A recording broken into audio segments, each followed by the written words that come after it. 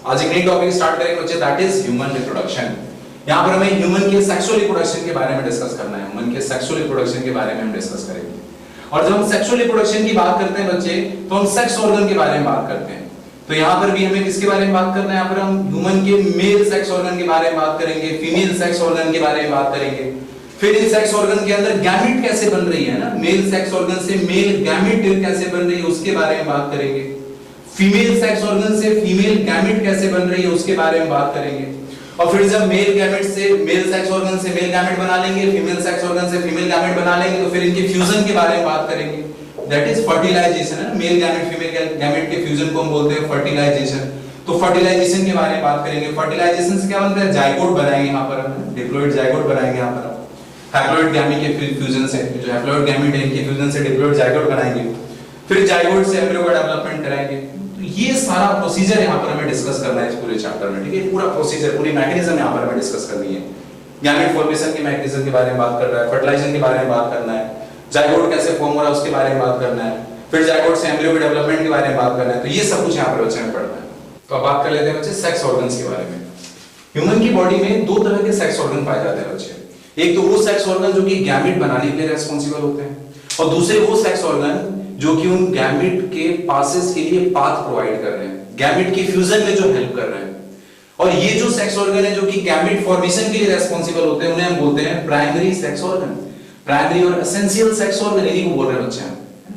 और अगर हम बात करें मेल की प्राइमरी सेक्स ऑर्गन की बात करें तो टेस्टिस है, और फीमेल के अंदर प्राइमरी सेक्स ऑर्गन कौन है सर? तो ओवरी। इस टेस्टिस के अंदर क्या बनेगा? इस टेस्टिस के अंदर मेल गैमेट बनेगी, दैट इज स्पर्म। और यहां पर ओवरी के अंदर क्या बनेगी? फीमेल गैमेट बनेगी, दैट इज ओवम।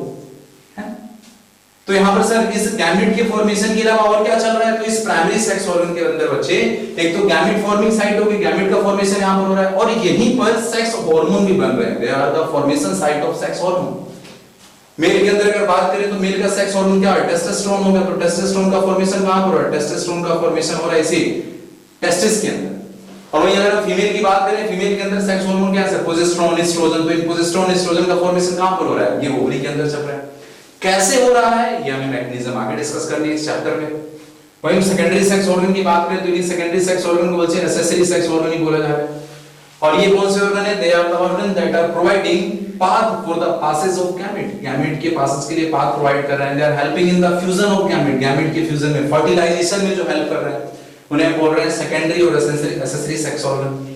मेल के अंदर अगर बात करें तो मेल के secondary sex organ कौन कौन से हैं? तो epididymis, vas deferens, seminal vesicles, prostate gland, bulbourethral gland, penis। तो ये मेल के secondary sex organ हो गए। सबके बारे में भी आपको डिटेल में स्टडी करना है, सबके डायग्राम स्ट्रक्चर सब कुछ डिस्कस करेंगे भी आगे हम। वहीं अगर हम बात करें फीमेल के सेकेंडरी सेक्स ऑर्गन की बात करें तो fallopian tube, uterus, vagina, Bartholin's gland, ये फीमेल के सेकेंडरी सेक्स ऑर्गन होंगे। एक क्वेश्चन यहां पर हमसे पूछा जाता है ब्रेस्ट के बारे में बच्चे, ब्रेस्ट के बारे में हमसे पूछा जाता है कि ब्रेस्ट क्या है? ब्रेस्ट भी क्या एक सेकेंडरी सेक्स ऑर्गन ही है क्या? तो अगर हम देखें ये जो ब्रेस्ट है, ब्रेस्ट क्या गैमेट के पासेस के लिए पाथ प्रोवाइड कर रही है क्या? सेकेंडरी सेक्स ऑर्गन किसे बोलते हो आप? जो कि गैमेट के पासेस के लिए पाथ प्रोवाइड करे, गैमेट के फ्यूजन में जो हेल्प करे, उनको हम बोल रहे हैं सेकेंडरी सेक्स ऑर्गन। तो ब्रेस्ट क्या गैमेट के पासेस के लिए पाथ प्रोवाइड कर रही है? नहीं सर, नहीं कर रही। तो ब्रेस्ट जो है वो सेकेंडरी सेक्स ऑर्गन नहीं है। तो ब्रेस्ट क्या है? ब्रेस्ट फीमेल का एक सेकेंडरी सेक्सुअल कैरेक्टर होता है। Breast is a secondary sexual character जो कि प्यूबर्टी के बाद डेवलप हो रहा है फीमेल बॉडी के अंदर ना। It is a secondary sexual character. तो ब्रेस्ट के स्ट्रक्चर के बारे में भी हम डिटेल में स्टडी करेंगे, लेकिन यहाँ पर एक क्वेश्चन हमारे यहाँ पर बन गया कि ब्रेस्ट जो है, ब्रेस्ट सेकेंडरी सेक्स ऑर्गन नहीं होता है, बल्कि ब्रेस्ट क्या है? Breast is a secondary sexual character. तो जब हमने प्राइमरी और सेकेंडरी सेक्स ऑर्गन के बारे में बात किया, अब इनके डेवलपमेंट के बारे में बात कर लेते हैं। तो यहाँ पर हम डिस्कस करेंगे डेवलपमेंट ऑफ सेक्स ऑर्गन। और ये जो भी आपने प्राइमरी और सेकेंडरी सेक्स ऑर्गन के बारे में लिखा बच्चे, यहाँ पर अगर हम अर्ली एम्ब्रियोलॉजिकल डेवलपमेंट की बात करें तो during the time of early embryological development हम ये नहीं कह सकते कि वो एम्ब्रियो मेल एम्ब्रियो है या फिर फीमेल एम्ब्रियो है। इसको मैं एक डायग्राम से आपको बताता हूँ। तो अगर हम अर्ली एम्ब्रियोलॉजिकल स्टेज की बात करें तो वहां पर बच्चे चाहे वो एक्सटर्नल सेक्स ऑर्गन हो या फिर इंटरनल सेक्स ऑर्गन हो, दोनों ही इनडिफरेंशिएटेड होते हैं। आप देखकर नहीं बता सकते कि ये जो एम्ब्रियो है ये मेल एम्ब्रियो है या फिर फीमेल एम्ब्रियो है on the basis of sex organ. ये देखिए ये एक्सटर्नल जेनेटिलिया का डायग्राम दिखा रखा है यहाँ पर, वो इनडिफरेंशिएटेड है। आप देखकर नहीं कह सकते कि ये मेल का एक्सटर्नल जेनेटिलिया है या फिर फीमेल का एक्सटर्नल जेनेटिलिया है। उसी तरीके से इंटरनल सेक्स ऑर्गन की जब बात करेंगे तो वहां पर भी क्या होगा, देखिए ये भी इनडिफरेंशिएटेड है। दोनों के अंदर अर्ली एम्ब्रियोलॉजिकल स्टेज में आपको ऐसा ही कुछ देखने को मिलेगा। तो अब वो क्या यहाँ पर फैक्टर है, वो कौन सा फैक्टर है जो कि रेस्पॉन्सिबल है इस एक्सटर्नल जेनेटेरिया को मेल एक्सटर्नल जेनेटेरिया में कन्वर्ट करने के लिए, या फिर इस इंटरनल सेक्स ऑर्गन से, ये जो इनडिफरेंशिएटेड इंटरनल सेक्स ऑर्गन है, इनसे मेल इंटरनल सेक्स ऑर्गन बनाने के लिए वो कौन सा फैक्टर रेस्पॉन्सिबल है। तो अभी मैंने बच्चे आपको डायग्राम में दिखाया, आपने दोनों इंटरनल सेक्स ऑर्गन को भी देखा और एक्सटर्नल सेक्स ऑर्गन को भी देखा। आप उनको देखकर नहीं बता पा रहे थे कि वो मेल का एक्सटर्नल सेक्स ऑर्गन है या फिर फीमेल का एक्सटर्नल सेक्स ऑर्गन है। उसी तरह इंटरनल सेक्स ऑर्गन भी इनडिफरेंशिएटेड है during the early embryological development.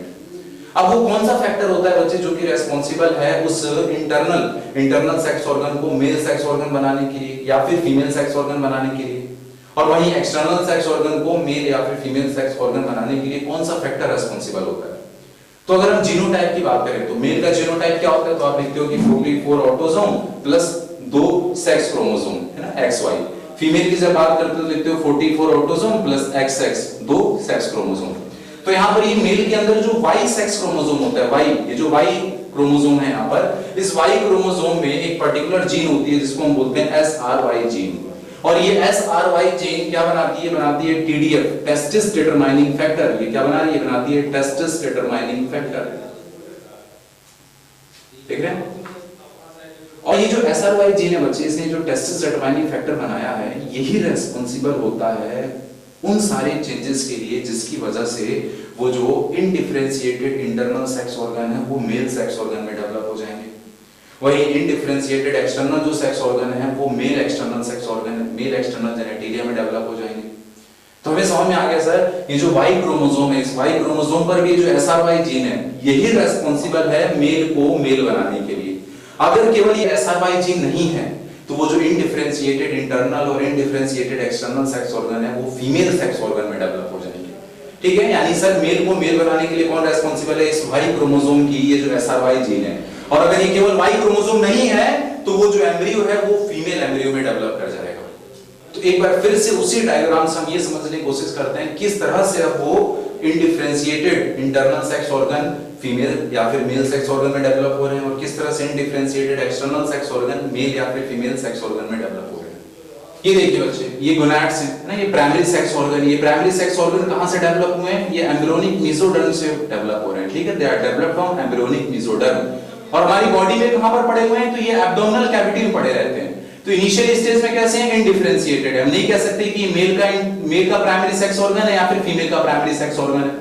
और वही अगर SRY जीन प्रेजेंट है तो ये जो गोनाड है, जो इनडिफरेंशिएटेड गोनाड है, ये किस में डेवलप हो जाएंगे, टेस्टिस में डेवलप हो जाएंगे। वही अगर वो SRY जीन नहीं है, वो TDF नहीं है, टेस्टिस डिटरमाइनिंग फैक्टर नहीं है, तो क्या होगा, ये गोनाड्स डेवलप कर जाएंगे ओवरी के अंदर। देख रहे हैं, उसी तरीके से इसी के साथ एसोसिएटेड यहाँ पर कुछ डक्ट्स दिख रहे हैं आपको, ये वुल्फियन डक्ट, ये मुलेरियन डक्ट। ये वुल्फियन और मुलेरियन डक्ट ये दोनों ही मेल और फीमेल दोनों ही एम्ब्रियो के अंदर प्रेजेंट होते हैं अर्ली एम्ब्रियोलॉजिकल डेवलपमेंट के दौरान। और वही अगर TDF प्रेजेंट है तो अगर वो मेल है, मेल के अंदर क्या होगा बच्चे, मुलेरियन डक्ट जो है मेल के अंदर रिग्रेस कर जाती है, डीजनरेट कर जाएगी। मेल के अंदर ही केवल वुल्फियन डक्ट बचेगी और इस वुल्फियन डक्ट से फिर सारी चीजें डेवलप हो जाएंगी। जितने भी आपने सेकेंडरी सेक्स ऑर्गन वहां पर देखे, internal secondary sex organ, epididymis, vas deferens, prostate, वो सारी चीजें जो आपने वहां पर देखी हैं वो सब कुछ डेवलप होगा इस वुल्फियन डक्ट से। वहीं पर अगर वो डेवलपिंग एम्ब्रियो के अंदर अगर वो SRY जीन नहीं है, अगर वो फीमेल एम्ब्रियो है, वो फीमेल चाइल्ड में डेवलप होने वाला है, तो उसके अंदर ये वुल्फियन डक्ट जो है ये रिग्रेस कर जाती है और ये मुलेरियन डक्ट बची रह जाती है। और इस मुलेरियन डक्ट से फिर क्या बन जाएगा, वो फैलोपियन ट्यूब, यूट्रस, बार्टोलिन्स ग्लैंड, जितने भी आपने सेकेंडरी सेक्स ऑर्गन देखे हैं, इंटरनल सेकेंडरी सेक्स ऑर्गन, वो सारे इसी से डेवलप हो जाएंगे, इस मुलेरियन डक्ट से डेवलप हो जाएंगे वो। ठीक है, तो यहाँ पर हमें समझ में आ गया sir, during the early embryological development दोनों मेल और फीमेल के अंदर सारी चीजें प्रेजेंट है ना। आप देखकर नहीं कह सकते कि वो मेल एम्ब्रियो है या फिर वो फीमेल एम्ब्रियो है, क्योंकि वो उसकी कंडीशन कुछ इस तरह से है, इनडिफरेंशिएटेड है सारी चीजें। जैसे जैसे लेट एम्ब्रियोलॉजिकल डेवलपमेंट की तरफ हम बढ़ेंगे, जैसे जैसे वो एम्ब्रियो डेवलप होगा तो उसके अंदर अगर Y क्रोमोसोम है, SRY जीन है, टेस्टिस डिटरमाइनिंग फैक्टर है, तो ये इनडिफरेंशिएटेड जो गोनाड्स हैं वो टेस्टिस में डेवलप हो जाएंगे। और इनके अंदर जो दोनों वुल्फियन और मुलेरियन डक्ट दोनों प्रेजेंट है, इसमें से मुलेरियन डक्ट रिग्रेस कर जाएगी और ये वुल्फियन डक्ट बची रह जाएगी। और इस वुल्फियन डक्ट से सारे जो इंटरनल सेक्स ऑर्गन है आपके, epididymis, vas deferens, seminal vesicle, prostate gland, वो सारी चीजें इसी वुल्फियन डक्ट से डेवलप हो जाएंगी। वहीं पर अगर वो फीमेल है तो क्या होगा, फीमेल के अंदर ये जो गोनाड है ना, फीमेल कब होगी, जब उसके अंदर वाई क्रोमोसोम नहीं होगा, एसआरवाई जीन नहीं है, टीडीएफ नहीं है, तो ये गोनाड किसमें डिफरेंशिएट कर जाएंगे, ये डेवलप कर जाएंगे ओवरी में, ठीक है, ये डिफरेंशिएट कर जाएंगे ओवरी में। और ये जो डक्ट्स हैं यहाँ पर वुल्फियन डक्ट और मुलेरियन डक्ट, तो ये वुल्फियन डक्ट रिग्रेस कर जाएगी और मुलेरियन डक्ट बची रह जाएगी, और इस मुलेरियन डक्ट से सारे इंटरनल सेक्स ऑर्गन जो भी हैं सब डेवलप हो जाएंगे बच्चे ना, फैलोपियन ट्यूब, यूट्रस है ना, वेजाइना, वो सारी चीजें यहाँ से इस मुलेरियन डक्ट से डेवलप हो जाएंगी। तो ये तो बात होगी बच्चे इंटरनल सेक्स ऑर्गन की। अब बात करते हैं कि एक्सटर्नल सेक्स ऑर्गन का क्या कंडीशन है। तो ये जो आपको इनडिफरेंशिएटेड जो एक्सटर्नल सेक्स ऑर्गन दिख रहा है यहाँ पर बच्चे, अगर वो वाई क्रोमोसोम प्रेजेंट होगा, एसआरवाई जीन प्रेजेंट होगी, टीडीएफ प्रेजेंट होगा, तो ये undifferentiated external genitalia, male external genitalia में डेवलप हो जाएगी। वहीं अगर वो टीडीएफ, वाई क्रोमोसोम, एसआरवाई नहीं प्रेजेंट है तो क्या होगा सर, ये इनडिफरेंशिएटेड जो एक्सटर्नल जेनिटेलिया है ये फीमेल एक्सटर्नल जेनिटेलिया में डेवलप हो जाएगी। अब ये डायग्राम मैं आपको क्यों दिखा रहा हूँ, क्योंकि अभी मैं आपसे बताऊंगा, अभी आप क्वेश्चन पढ़ करोगे बच्चे कि जो स्क्रोटम है वो लेबिया मेजोरा के होमोलोगस है। होमोलोगस का मतलब क्या हुआ, ओरिजिन में सेम है, ओरिजिन में सेम है। तो आप सोचते हो कि ये लेबिया मेजोरा और स्क्रोटम ओरिजिन में कैसे सेम हो सकते हैं, अरे बात समझ, फिर आपको बताया जाएगा क्लाइटोरिस के होमोलोगस पेनिस है, तो आप वहां पे फिर कंफ्यूज करते हो, फिर आप सोचने में मजबूर हो जाते हो ऐसा कैसे हो सकता है, वो दोनों ओरिजिन में क्यों सेम है, कैसे सेम है। तो इस डायग्राम को देखकर आप आसानी से समझ सकते हो कि ऐसा क्यों कहा जा रहा है कि स्क्रोटम लेबिया मेजोरा के होमोलोगस है, क्लाइटोरिस पेनिस के होमोलोगस है, ऐसा क्यों कहा जा रहा है, क्योंकि सर क्योंकि इनिशियल स्टेज में दोनों एक ही जैसे हैं सर, है ना, दोनों कॉमन पॉइंट से ओरिजिन हो रहे हैं, ठीक है। वो तो सर एसआरवाई जीन की वजह से वो एक्सटर्नल जेनिटेलिया में कुछ अलग तरह का मॉडिफिकेशन हो रहा है जिसकी वजह से वो स्क्रोटम में डेवलप हो जा रहा है, और वही इनडिफरेंशिएटेड जो यहाँ पर स्ट्रक्चर है वो लेबिया मेजोरा में डेवलप हो जा रहा है। वो तो due to the effect of that SRY gene, है ना, लेकिन दोनों ओरिजिन में क्या है, दोनों ओरिजिन में सेम है। इसलिए हम बोलते हैं बच्चे कि स्क्रोटम जो है वो लेबिया मेजोरा के होमोलोगस है, क्लाइटोरिस जो है वो पेनिस के होमोलोगस है, इसलिए हम कहते हैं। क्या देखा बच्चे हमने कि ह्यूमन के अंदर जो प्राइमरी सेक्स ऑर्गन है, मेल का जो primary sex organ that is testis, female का जो primary sex organ that is ovaries, ये कहां पर डेवलप हो रही है, they developed in the abdominal cavity, abdominal cavity में डेवलप हो रही है। और कहां से डेवलप हो रही है, from the embryonic mesoderm, they are originated from embryonic mesoderm, और कहां पर सिचुएटेड है, एब्डोमिनल कैविटी के अंदर, एब्डोमिनल कैविटी के अंदर सिचुएटेड है। वहीं पर अगर हम बात करें बच्चे मेल की, अगर हम बात करें तो मेल में क्या होता है, ये टेस्टिस डेवलप होती हैं एब्डोमिनल कैविटी के अंदर ही, लेकिन बर्थ से पहले इनको स्क्रोटम में उतार दिया जा रहा है, दे डिसेंड इन द स्क्रोटम, मतलब एब्डोमिनल कैविटी से बाहर लेकर आ जाते हैं इनको। तो इन टेस्टिस को बर्थ से पहले एब्डोमिनल कैविटी से बाहर क्यों लाया जा रहा है, स्क्रोटम में क्यों लाया जा रहा है, क्योंकि इन टेस्टिस के अंदर जो मेल गैमेट बनाने का जो प्रोसीजर है ना, मेल गैमेट स्पर्म बनाने का जो प्रोसीजर है, इसको हम बोलते हैं स्पर्मेटोजेनेसिस, इसको बोलते हैं स्पर्मेटोजेनेसिस। तो ये जो स्पर्मेटोजेनेसिस का जो प्रोसेस है बच्चे, इस स्पर्मेटोजेनेसिस के प्रोसेस को चलने के लिए बॉडी का जो टेम्परेचर है उससे कम टेम्परेचर चाहिए होता है ना, बॉडी के टेम्परेचर से कम टेम्परेचर चाहिए होता है, लगभग 2 से 2.5 डिग्री सेल्सियस कम टेम्परेचर चाहिए होता है, इसलिए उसे ये लोअर टेम्परेचर मिल पाए बॉडी से। तो इन टेस्टिस को हमने हमारी जो एब्डोमिनल कैविटी है इनसे बाहर निकाल दिया, बॉडी के बाहर लेकर चला गया, स्क्रोटम में ला दिया इनको। तो इनको स्क्रोटम में क्यों लाया जा रहा है टेस्टिस को, क्योंकि सर इस टेस्टिस के अंदर जो स्पर्मेटोजेनेसिस चल रहा है उसके लिए क्या चाहिए होता है, 2 to 2.5 degree Celsius lower than the body temperature, ये रिक्वायरमेंट होती है। इसलिए क्या किया जा रहा है सर, जो टेस्टिस है दे descend into the scrotum just before और आफ्टर 8th मंथ, ठीक है, जस्ट बिफोर और after 8th month of the intrauterine life, है ना, ऑफ द इंट्रायूट्राइन लाइफ का मतलब क्या हुआ कि जब वो एम्ब्रियो अभी तक मदर के वूम्ब में है ना, अपने मदर के वूम्ब में है, तभी ये टेस्टिस जो है कहां जा रही है सर, एब्डोमिनल कैविटी से निकल के स्क्रोटम में आ जा रही है। और ये आपको अगर नहीं याद रखना है कि 8 मंथ के पहले बिफोर, तो आप डायरेक्ट बोल देना कि बिफोर बर्थ, कि जन्म से पहले क्या हो रहा है, बिफोर बर्थ क्या हो रहा है, टेस्टिस जो है ये डिसेंड कर जा रही हैं स्क्रोटल सैक के अंदर, स्क्रोटम में डिसेंड कर जा रही हैं। ऐसा क्यों हो रहा है, क्योंकि इन टेस्टिस के अंदर जो स्पर्मेटोजेनेसिस का जो प्रोसीजर चल रहा है, जो प्रोसेस चल रहा है, उसके लिए टेम्परेचर के रिक्वायरमेंट जो है वो बॉडी टेम्परेचर से कम चाहिए, है ना, 2 to 2.5 डिग्री सेल्सियस कम चाहिए होता है, इसलिए इनको एब्डोमिनल कैविटी से निकालकर बाहर लेकर आ गए स्क्रोटम के अंदर। वहीं अगर हम फीमेल की बात करें तो फीमेल की जो ओवरीज हैं ये कहां पर डेवलप हो रही है, भी एब्डोमिनल कैविटी में ही डेवलप हो रही है फ्रॉम द एम्ब्रियोनिक मेसोडर्म, लेकिन इनको वहीं पर छोड़ दिया गया, ये एब्डोमिनल कैविटी में ही छोड़ दी जा रही है, इनको बॉडी के बाहर नहीं लाया जा रहा है। ऐसा क्यों नहीं हो रहा है सर, यहाँ पर शायद इनके अंदर जो oogenesis चल रहा है, ठीक है, ओवरीज के अंदर फीमेल गैमेट बनाने का जो प्रोसीजर है जिसे हम बोल रहे हैं oogenesis, इस oogenesis के लिए टेम्परेचर रिक्वायरमेंट नहीं है ऐसा, जैसा कि स्पर्मेटोजेनेसिस के लिए, इसलिए इनको वहीं छोड़ दिया गया। तो ये आपसे क्वेश्चन पूछा जा रहा है कि क्यों टेस्टिस को बाहर लेकर आ रहा है स्क्रोटल के अंदर एब्डोमिनल कैविटी से, क्योंकि स्पर्मेटोजेनेसिस प्रोसेस के लिए जो टेम्परेचर की रिक्वायरमेंट है बॉडी टेम्परेचर से कम चाहिए होता है, 2 से 2.5 डिग्री सेल्सियस, इसलिए वो उनको बाहर निकाल दिया। कब आया ये? तो कहेंगे सर बिफोर बर्थ। वहीं अगर हम सेकेंडरी सेक्स ऑर्गन की बात करें, इनके डेवलपमेंट की अगर हम बात करें, तो मेल के जो सेकेंडरी सेक्स ऑर्गन है वो कहां से डेवलप हो रहे हैं? फ्रॉम वुल्फियन डक्ट, देखा हमने, और इस वुल्फियन डक्ट को ही बोलते हैं मीजोनेफ्रिक डक्ट। क्या बोल रहे हैं? वुल्फियन डक्ट को क्या बोल रहे हैं? Mesonephric duct. तो मेल के अंदर सेकेंडरी सेक्स ऑर्गन कहां से डेवलप हो रहे हैं? वुल्फियन डक्ट से और मीजोनेफ्रिक डक्ट से। कौन से? Epidermis, vas deferens, seminal vesicle है। और आपने वहां पर देखा बच्चे कि अर्ली एम्ब्रियोलॉजिकल डेवलपमेंट के दौरान उस एम्ब्रियो के अंदर, चाहे वो मेल एम्ब्रियो हो चाहे वो फीमेल एम्ब्रियो हो, ठीक है, अर्ली एम्ब्रियोलॉजिकल डेवलपमेंट के दौरान उस एम्ब्रियो के अंदर दोनों ही डक्ट प्रेजेंट थे। वुल्फियन डक्ट भी था वहां पर और मुलेरियन डक्ट भी थी, है ना। वो तो मुलेरियन डक्ट बाद में रिग्रेस कर जा रही है, डिजेनरेट कर जा रही है, लेकिन इनिशियली क्या थे? दोनों प्रेजेंट थे। तो वही यहां पर लिखा हुआ है कि मेल के अंदर उस मुलेरियन डक्ट के रिग्रेशन से भी कुछ पार्ट बन रहा है, कुछ पार्ट जो है फीमेल का जो सेकेंडरी सेक्स ऑर्गन का जो कुछ पार्ट है वो इस मुलेरियन डक्ट के रिग्रेशन से भी बनता है।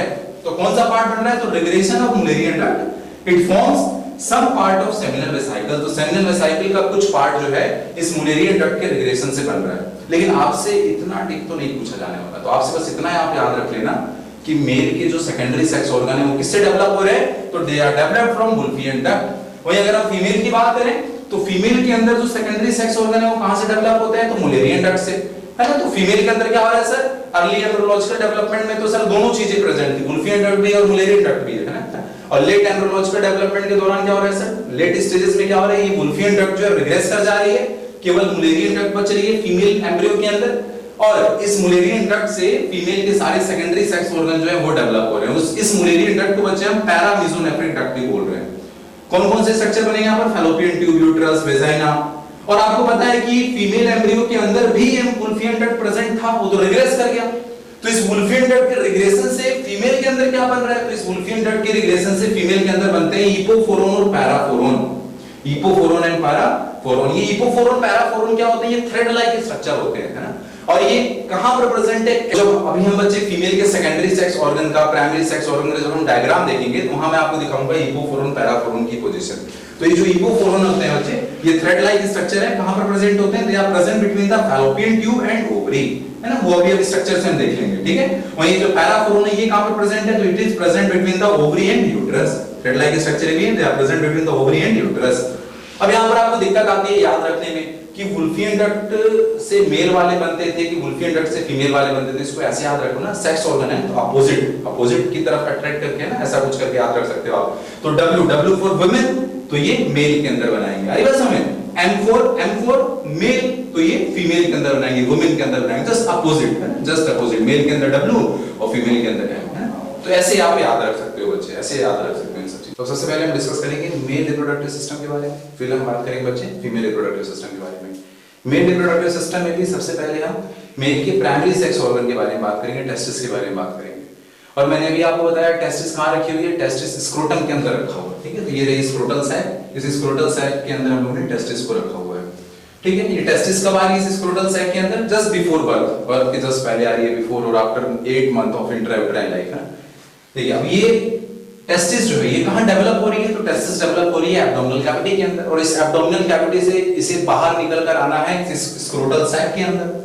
अब ये एब्डोमिनल कैविटी से बाहर कैसे आती है? तो ये एब्डोमिनल कैविटी से इस स्क्रोटल सैक के अंदर आ रही है थ्रू इंग्वाइनल कैनाल। ये देखिए यहां पर इंग्वाइनल कैनाल, इस इंग्वाइनल कैनाल के थ्रू एब्डोमिनल कैविटी से टेस्टिस उतर कर आ रही है स्क्रोटल सैक के अंदर। अब ये इंग्वाइनल कैनाल क्या होती है? ये जो इंग्वाइनल कैनाल है बच्चे, ये हमारी एब्डोमिनल मसल के फोल्डिंग की वजह से बन रही है। हमें पता है हर एक मसल का एक ओरिजिन एंड होता है, एक इंसर्शन एंड होता है। तो हमारी एब्डोमिनल मसल जो है ये जहां पर इंसर्ट हो रही है हमारी ना, हमारी जो बोनी प्रोमिनेंस यहां पर जहां पर जाकर ये इंसर्ट हो रही है, वहां पर इनकी इंसर्शन पॉइंट पर इनकी फोल्डिंग की वजह से ये कैनाल लाइक स्ट्रक्चर बना है। इसको मैं आपको एग्जांपल से समझाने की कोशिश करता हूं। सपोज बच्चे हमारी एब्डोमिनल मसल होगी, ठीक है। और ये एब्डोमिनल मसल जहां पर इंसर्ट हो रही है उनके इंसर्शन पॉइंट पर इनकी ऐसी ये फोल्डिंग हो रही है, ठीक है। और इन एब्डोमिनल मसल की फोल्डिंग की वजह से ये कैनाल बन गई है, इसको हम क्या बोल रहे हैं? इंग्वाइनल कैनाल, ठीक है। तो हमारी ये जो कैनाल यहाँ पर बनी है इनकी फोल्डिंग पर, जहाँ पर फोल्ड हो रही है इंसर्शन पॉइंट पर इनके, उसी पर ये कैनाल बन रही है, इसको हम बोल रहे हैं इंग्वाइनल कैनाल, ठीक है। तो दोनों तरफ हमें यहाँ पर ये इधर इधर की जो एब्डोमिनल मसल है उनकी फोल्डिंग से इधर एक इंग्वाइनल कैनाल बन गई, इधर की जो एब्डोमिनल मसल है इनकी फोल्डिंग से यहाँ पर इंग्वाइनल कैनाल बन गई। तो ये जस्ट एग्जांपल के मैं आपको समझाने की कोशिश कर रहा हूँ ताकि आपको ये पता रहे कि ऐसा नहीं है कि केवल ये इंग्वाइनल कैनाल मेल में ही प्रेजेंट होगी, केवल ये इंग्वाइनल कैनाल मेल के अंदर ही नहीं प्रेजेंट है, भैया टेस्टिस को उतारना है तो यहाँ पर कैनाल बना दी। ये इंग्वाइनल कैनाल हमें फीमेल में भी मिलेगी बच्चे, है ना, फीमेल के अंदर भी प्रेजेंट है, क्योंकि ये कैसे बन रही है कैनाल, ये मसल का जहाँ पर इंसर्शन हो रहा है वहां पर मसल की फोल्डिंग की वजह से बन रही है कैनाल, है ना। ऐसे आप समझो, आपके लिए इतना ही बहुत है, आपसे ज्यादा एनाटॉमी नहीं पूछी जाएगी, अगर आपको इतना पता है तो आपका काम चल जाएगा, ठीक है। तो हमें समझ में आ गया कि जो इंग्वाइनल कैनाल है ये हमें मेल और फीमेल दोनों के अंदर देखने को मिलेगा, ठीक है। तो ये हमने बात कर ली बच्ची इंग्वाइनल कैनाल की। इस इंग्वाइनल कैनाल के रास्ते क्या हुआ, एब्डोमिनल कैविटी से टेस्टिस जो है उतर के कहां चली गई, हमारे स्क्रोटम में आ गई, ठीक है। अब इस स्क्रोटम को टेस्टिस से अटैच कराने के लिए यहाँ पे देख रहे हैं कुछ elastic fibre, flexible elastic fibre लगा रखे हैं हम लोगों ने, जिनको हम बोल रहे हैं ट्यूबरनाकुलम और मेसोर्कियम। तो ये क्या कर रहे हैं, इस टेस्टिस को स्क्रोटम की वॉल से अटैच करा रहे हैं, ठीक। स्क्रोटम की अगर हम बात करें बच्चे, तो स्क्रोटम की जो आउटर मोस्ट लेयर है, outer most covering, that is skin, skin की कवरिंग होगी, ठीक है। और अगर एडल्ट मेल की कंडीशन होती तो एडल्ट मेल के अंदर स्किन के साथ प्यूबिक हेयर भी प्रेजेंट होगी, तो प्यूबिक हेयर हो जाएंगे सर, कहां मिलेगी, एडल्ट मेल के अंदर, ठीक है। और देखिए ये जो आपकी स्क्रोटम है, स्क्रोटम की जो वॉल है, स्क्रोटम की जो वॉल है, इस स्क्रोटम की वॉल में मसल्स पाई जा रही हैं। क्या नाम दिया मसल्स को, उनको हम बोल रहे हैं डार्टोस मसल। तो इस स्क्रोटम की वॉल में क्या प्रेजेंट है सर, मसल्स प्रेजेंट है, डार्टोस मसल। और ये जो डार्टोस मसल होते हैं बच्चे, इनवॉल्यूंटरी मसल होती है, ये इनवॉल्यूंटरी मसल है। क्या काम होता है, अगर आपसे कोई पूछे इन डार्टोस मसल का काम क्या है, तो इनका काम होता है बच्चे टेम्परेचर रेगुलेशन कराना। ये डार्टोस मसल क्या कर रही है, टेम्परेचर रेगुलेशन के लिए होती है। ये टेम्परेचर रेगुलेशन कैसे करा रही है, तो हमें पता है जो टेस्टिस हमने स्क्रोटम के अंदर रखा हुआ है, बॉडी के बाहर रखा हुआ है स्क्रोटल सैक के अंदर, ये क्यों रखा हुआ है, क्योंकि इसके अंदर जो स्पर्मेटोजेनेसिस चल रहा है टेस्टिस के अंदर, उसके लिए टेम्परेचर जो रिक्वायर्ड है वो बॉडी टेम्परेचर से 2 to 2.5 डिग्री सेल्सियस कम चाहिए होता है, ठीक है, इसलिए इसको बाहर रखा हुआ है। लेकिन अगर बाहर बहुत ही ज्यादा ठंडी हो गई तो उस टाइम पर क्या हो रहा है, जो डार्टोस मसल है, ये डार्टोस मसल में कॉन्ट्रैक्शन हो जाता है, ये कॉन्ट्रैक्ट कर जाती है। डार्टोस मसल जब कॉन्ट्रैक्ट करती हैं तो जब ये डार्टोस मसल कॉन्ट्रैक्ट करेगा तो क्या होगा, स्क्रोटम कॉन्ट्रैक्ट होगा, स्क्रोटम सैक जब ये कॉन्ट्रैक्ट होगा तो टेस्टिस जो है ये बॉडी के पास आ जाएगी, बॉडी के पास आ गई तो टेम्परेचर रेगुलेट हो गया, टेम्परेचर बढ़ा दिया गया, ठीक है। वही अगर हम बात करें समर सीजन की बात, गर्मियों की बात करें, तो उस टाइम पे क्या होगा सर, उस टाइम पे टेम्परेचर बहुत ही ज्यादा है, तो टेम्परेचर कम करना है तो डार्टोस मसल के अंदर क्या होगा, रिलैक्सेशन हो जाएगा, रिलैक्स कर जाएंगे। और जब डार्टोस मसल रिलैक्स करेंगे तो स्क्रोटल सैक जो है और एक्सपेंड कर जाएगा, और एक्सपेंड कर जाएगा तो ये टेस्टिस जो है ये और दूर आ गई, बॉडी के और दूर चली गई। तो इस तरह से ये टेम्परेचर रेगुलेट करा रहे हैं dartos muscle by contraction relaxation, ठीक है। क्या बच्चे जो कॉन्ट्रैक्शन और रिलैक्सेशन है ये कैसे है सर, ये इनवॉल्यूंटरी है, क्योंकि इनवॉल्यूंटरी मसल्स होती है। तो इस तरह से हमारी जो ये डार्टोस मसल है, स्क्रोटम की जो डार्टोस मसल है, टेम्परेचर रेगुलेशन में हेल्प कर रही है, ठीक है। इस टेस्टिस के अपलिफ्टमेंट के लिए, ठीक है, इनके एलिवेशन के लिए, ऊपर खींचने के लिए यहाँ पर क्रीमेस्टर मसल भी लगी हुई है। क्रीमेस्टर मसल कहाँ पर है सर, स्क्रोटल वॉल की लाइनिंग में प्रेजेंट होती है ना, इंग्वाइनल कैनाल है ना, तो यहाँ पर इंग्वाइनल कैनाल, स्क्रोटल लाइनिंग, यहाँ पर ये आपकी क्रीमेस्टर मसल ही प्रेजेंट है। ये भी क्या कर रही है, there for the elevation of testis, testis के एलिवेशन के लिए, ये भी टेस्टिस को ऊपर खींचने के लिए। और क्या दिख रहा है यहाँ पर देखिए, स्पर्मेटिक फेशिया है। स्पर्मेटिक फेशिया क्या है सर, फेशिया क्या है सर, मसल की कवरिंग को फेशिया बोलते हैं, मसल की कवरिंग को फेशिया बोलते हैं। तो डार्टोस मसल के अराउंड स्पर्मेटिक फेशिया यहाँ पर प्रेजेंट है। चलिए, और इस इंग्वाइनल कैनाल में क्या प्रेजेंट है सर, इस इंग्वाइनल कैनाल के अंदर प्रेजेंट है स्पर्मेटिक कॉर्ड, ठीक है। स्पर्मेटिक कॉर्ड, स्पर्मेटिक कॉर्ड क्या कर रहा है, स्पर्मेटिक कॉर्ड टेस्टिस को बॉडी की डोर्सल वॉल से अटैच कराने के लिए रिस्पांसिबल है, ठीक है। तो ये सपोर्ट प्रोवाइड कर रहा है टेस्टिस को, एक तरीके से बॉडी के डोर्सल वॉल से इनको अटैच कर रहा है। किसका बनाया सही है, तो स्पर्मेटिक कॉर्ड बना होता है elastic fibre, spermatic fascia, elastic fibre, इन सब का बना हुआ है स्पर्मेटिक कॉर्ड, ठीक है। आपसे क्वेश्चन पूछा जाता है कि इन स्पर्मेटिक कॉर्ड में क्या क्या प्रेजेंट होगा, what is the content of spermatic cord, content पूछा जाता है आपसे, क्या क्या इसके अंदर होती है। तो टेस्टिस, इस टेस्टिस के अंदर जाने वाली, ठीक है, और टेस्टिस से बाहर जाने वाली जो भी ब्लड सप्लाई, नर्व सप्लाई, जो भी चीजें हैं वो इस स्पर्मेटिक कॉर्ड में आपको मिलेगी बच्चे। तो इस स्पर्मेटिक कॉर्ड के अंदर में gonadal artery, gonadal veins, lymphatics, nerves, walls difference, ये सारी चीजें यहाँ पर प्रेजेंट होंगी स्पर्मेटिक कॉर्ड के अंदर। तो ये हमने डिस्कस कर लिया बच्चे स्क्रोटम के बारे में, टेस्टिस की पोजीशन हमने देख ली, कहां पर प्रेजेंट है टेस्टिस हमारे बॉडी में, वो हमने देख लिया। अब यहाँ पर कुछ और क्वेश्चन आपसे पूछे जाते हैं। आपसे पूछा जाता है कि अगर ये टेस्टिस जो है, अगर इस स्क्रोटम में डिसेंड ना कर पाए तो उस कंडीशन को क्या बोलते हैं, तो उस कंडीशन को बोलते हैं बच्चे क्रिप्टोरचाइडिज्म। क्रिप्टोरचाइडिज्म, तो क्रिप्टोरचाइडिज्म कौन सी कंडीशन है, तो ये वो कंडीशन है जब टेस्टिस जो है वो स्क्रोटम में डिसेंड नहीं कर पा रही है। तो जो प्रीमेच्योर बेबी होते हैं, प्रीमेच्योर बेबी में क्या होता है सर, ये जो टेस्टिस हैं इस इंग्वाइनल कैनाल जो पाथ है, इस पाथ में प्रेजेंट रहती हैं, डिसेंड नहीं कर पाती हैं पूरी तरह से स्क्रोटम में। तो उस कंडीशन को बोलते हैं क्रिप्टोचार्डिस, कि टेस्टिस जो है वो डिसेंड नहीं कर पाए स्क्रोटम के अंदर, ठीक है। और एक क्वेश्चन से पूछा जाता है इंग्वाइनल हर्निया के बारे में। इंग्वाइनल हर्निया क्या होती है? तो जो इंग्वाइनल कैनाल है, इस इंग्वाइनल कैनाल से टेस्टिस डिसेंड करके आ रही है स्क्रोटम के अंदर। तो ये जो इंग्वाइनल कैनाल है ये हमारे एब्डोमिनल कैविटी के साथ कंटिन्यूटी में है, एब्डोमिनल कैविटी के साथ एक कंटिन्यूटी में है। तो हो सकता है कि हमारे जो एब्डोमिनल कंटेंट है, इंटेस्टाइनल जो लूप्स हैं, हमारा मेसेंटरी है, वो भी हो सकता है कि यहाँ पर डिसेंड कर जाए, नीचे आ जाए इसके अंदर चले जाए, इंग्वाइनल कैनाल के अंदर वो एंटर कर जाए। तो अगर ये हमारी जो इंटेस्टाइनल कंटेंट है, इंटेस्टाइनल जो लूप है, मेसेंटरी है, अगर वो डिसेंड कर गई हमारे इस इंग्वाइनल कैनाल के अंदर, तो क्या होगा? इंग्वाइनल कैनाल का प्रोट्रूजन हो जाएगा, है ना, प्रोट्रूजन हो जाएगा इनका, जिसकी वजह से क्या होगा? पेन होगा। तो इस कंडीशन को हम बोल रहे हैं इंग्वाइनल हर्निया। हर्निएट कर गई हमारे जो एब्डोमिनल कंटेंट थे वो हर्निएट कर गए, वो एंटर कर गए, है ना, ये जो ओपनिंग थी इसमें हर्निएट कर गए, वो एंटर कर गए, तो इसको हम बोलते हैं इंग्वाइनल हर्निया। इस कंडीशन को बोला जा रहा है इंग्वाइनल हर्निया। ये इंग्वाइनल हर्निया बताओ क्या केवल मेल में ही होगा, फीमेल में नहीं होगा क्या? कहेंगे सर ये दोनों में प्रेजेंट होगा। जिसके अंदर ये इंग्वाइनल कैनाल प्रेजेंट है उसके अंदर इंग्वाइनल हर्निया हो सकता है। तो ये मेल में भी हो सकता है और फीमेल में भी हो सकता है। लेकिन अगर आपसे पूछा जाए किसमें इंग्वाइनल हर्निया होने के चांसेस ज्यादा है, तो बोलेंगे कि मेल के अंदर इंग्वाइनल हर्निया होने के चांसेस ज्यादा हैं। क्यों? क्योंकि मेल के अंदर इंग्वाइनल कैनाल ज्यादा वाइड होगा, क्योंकि इसके अंदर टेस्टिस डिसेंड करके नीचे आएगी इसके थ्रू, तो वो ज्यादा वाइड होगा एज कंपेयर टू फीमेल के इंग्वाइनल कैनाल से। उनके उनमें तो टेस्टिस डिसेंड की नहीं है, तो वो तो इंग्वाइनल कैनाल थोड़ी नैरो होगी। तो यहाँ पर इंग्वाइनल कैनाल जो है वो ज्यादा वाइड होगी, wider in male, wider in male.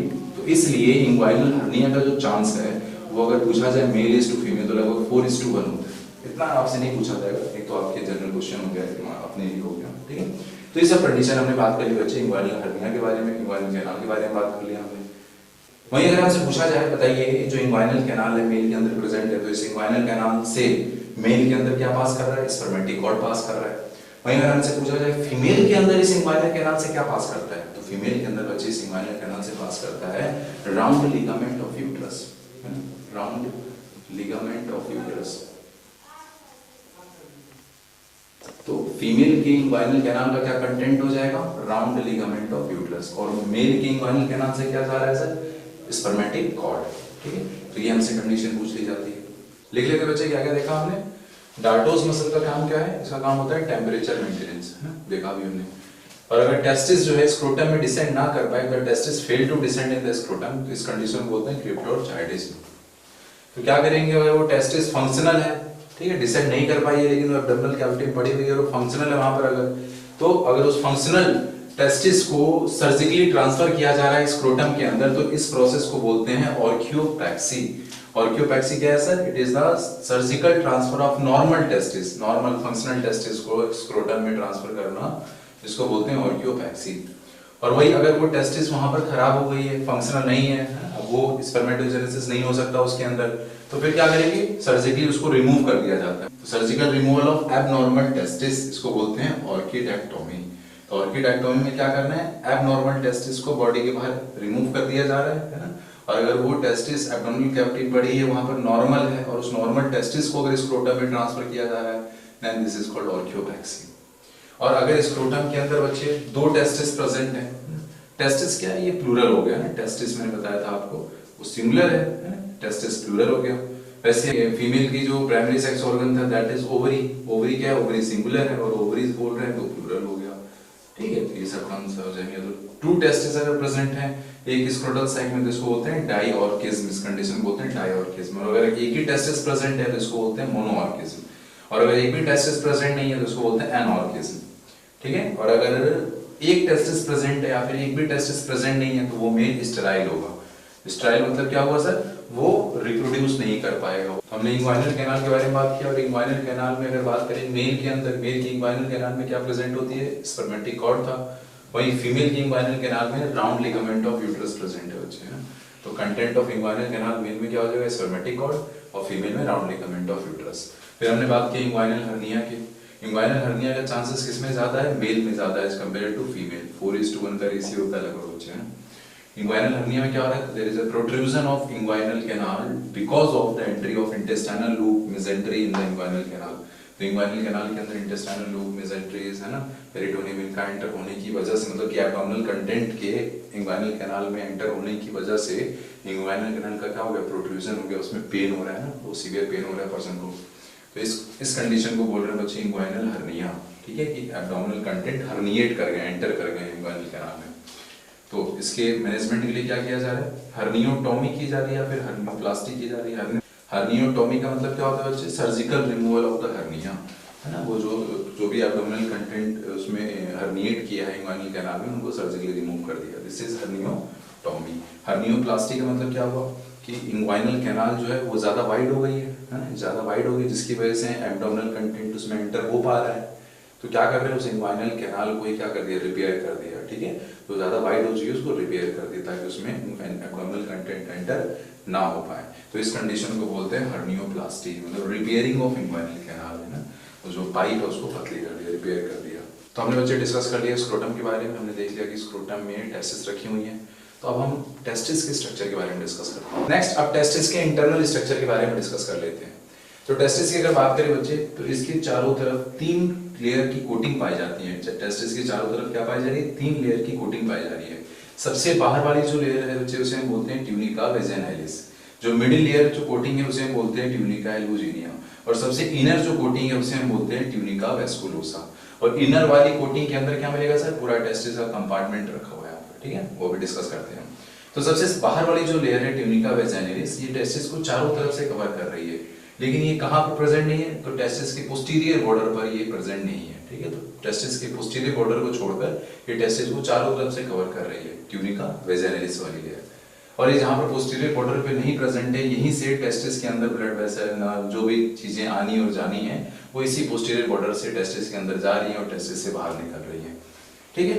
Next अगर इससे आउटर मोस्ट लेयर की हम बात करें, ट्यूनिका वेजाइनालिस लेयर की बात करें, तो ये फर्दर ये डबल लेयर थिक होती है। सो आउटर मोस्ट कोटिंग हो जाए, ये डबल लेयर थिक होती है। इसकी जो आउटर लेयर है इसको बोलते हैं पैराइटल लेयर, और इनर लेयर को बोलते हैं विसरल लेयर। और ये पैराइटल और विसरल लेयर के बीच में जो गैप दिख रहा है बच्चे ना आपको, ट्यूनिका वेजाइनालिस वाली जो सबसे आउटर मोस्ट कोटिंग है, इसकी पैराइटल और विसरल लेयर के बीच में जो आपको ये गैप दिख रहा है, इसको हम बोलते हैं वेजाइनल कैविटी। क्या बोल रहे हैं इसको हम, वेजाइनल कैविटी।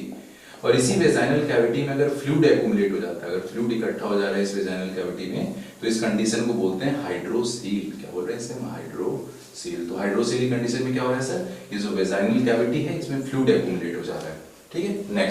नेक्स्ट जो मिडिल लेयर है दैट इज ट्यूनिका एल्बुजिनिया। ये चारों तरफ से टेस्टिस को कवर कर रही है, फाइब्रस लेयर चारों तरफ से टेस्टिस को कवर कर रही है, ठीक है।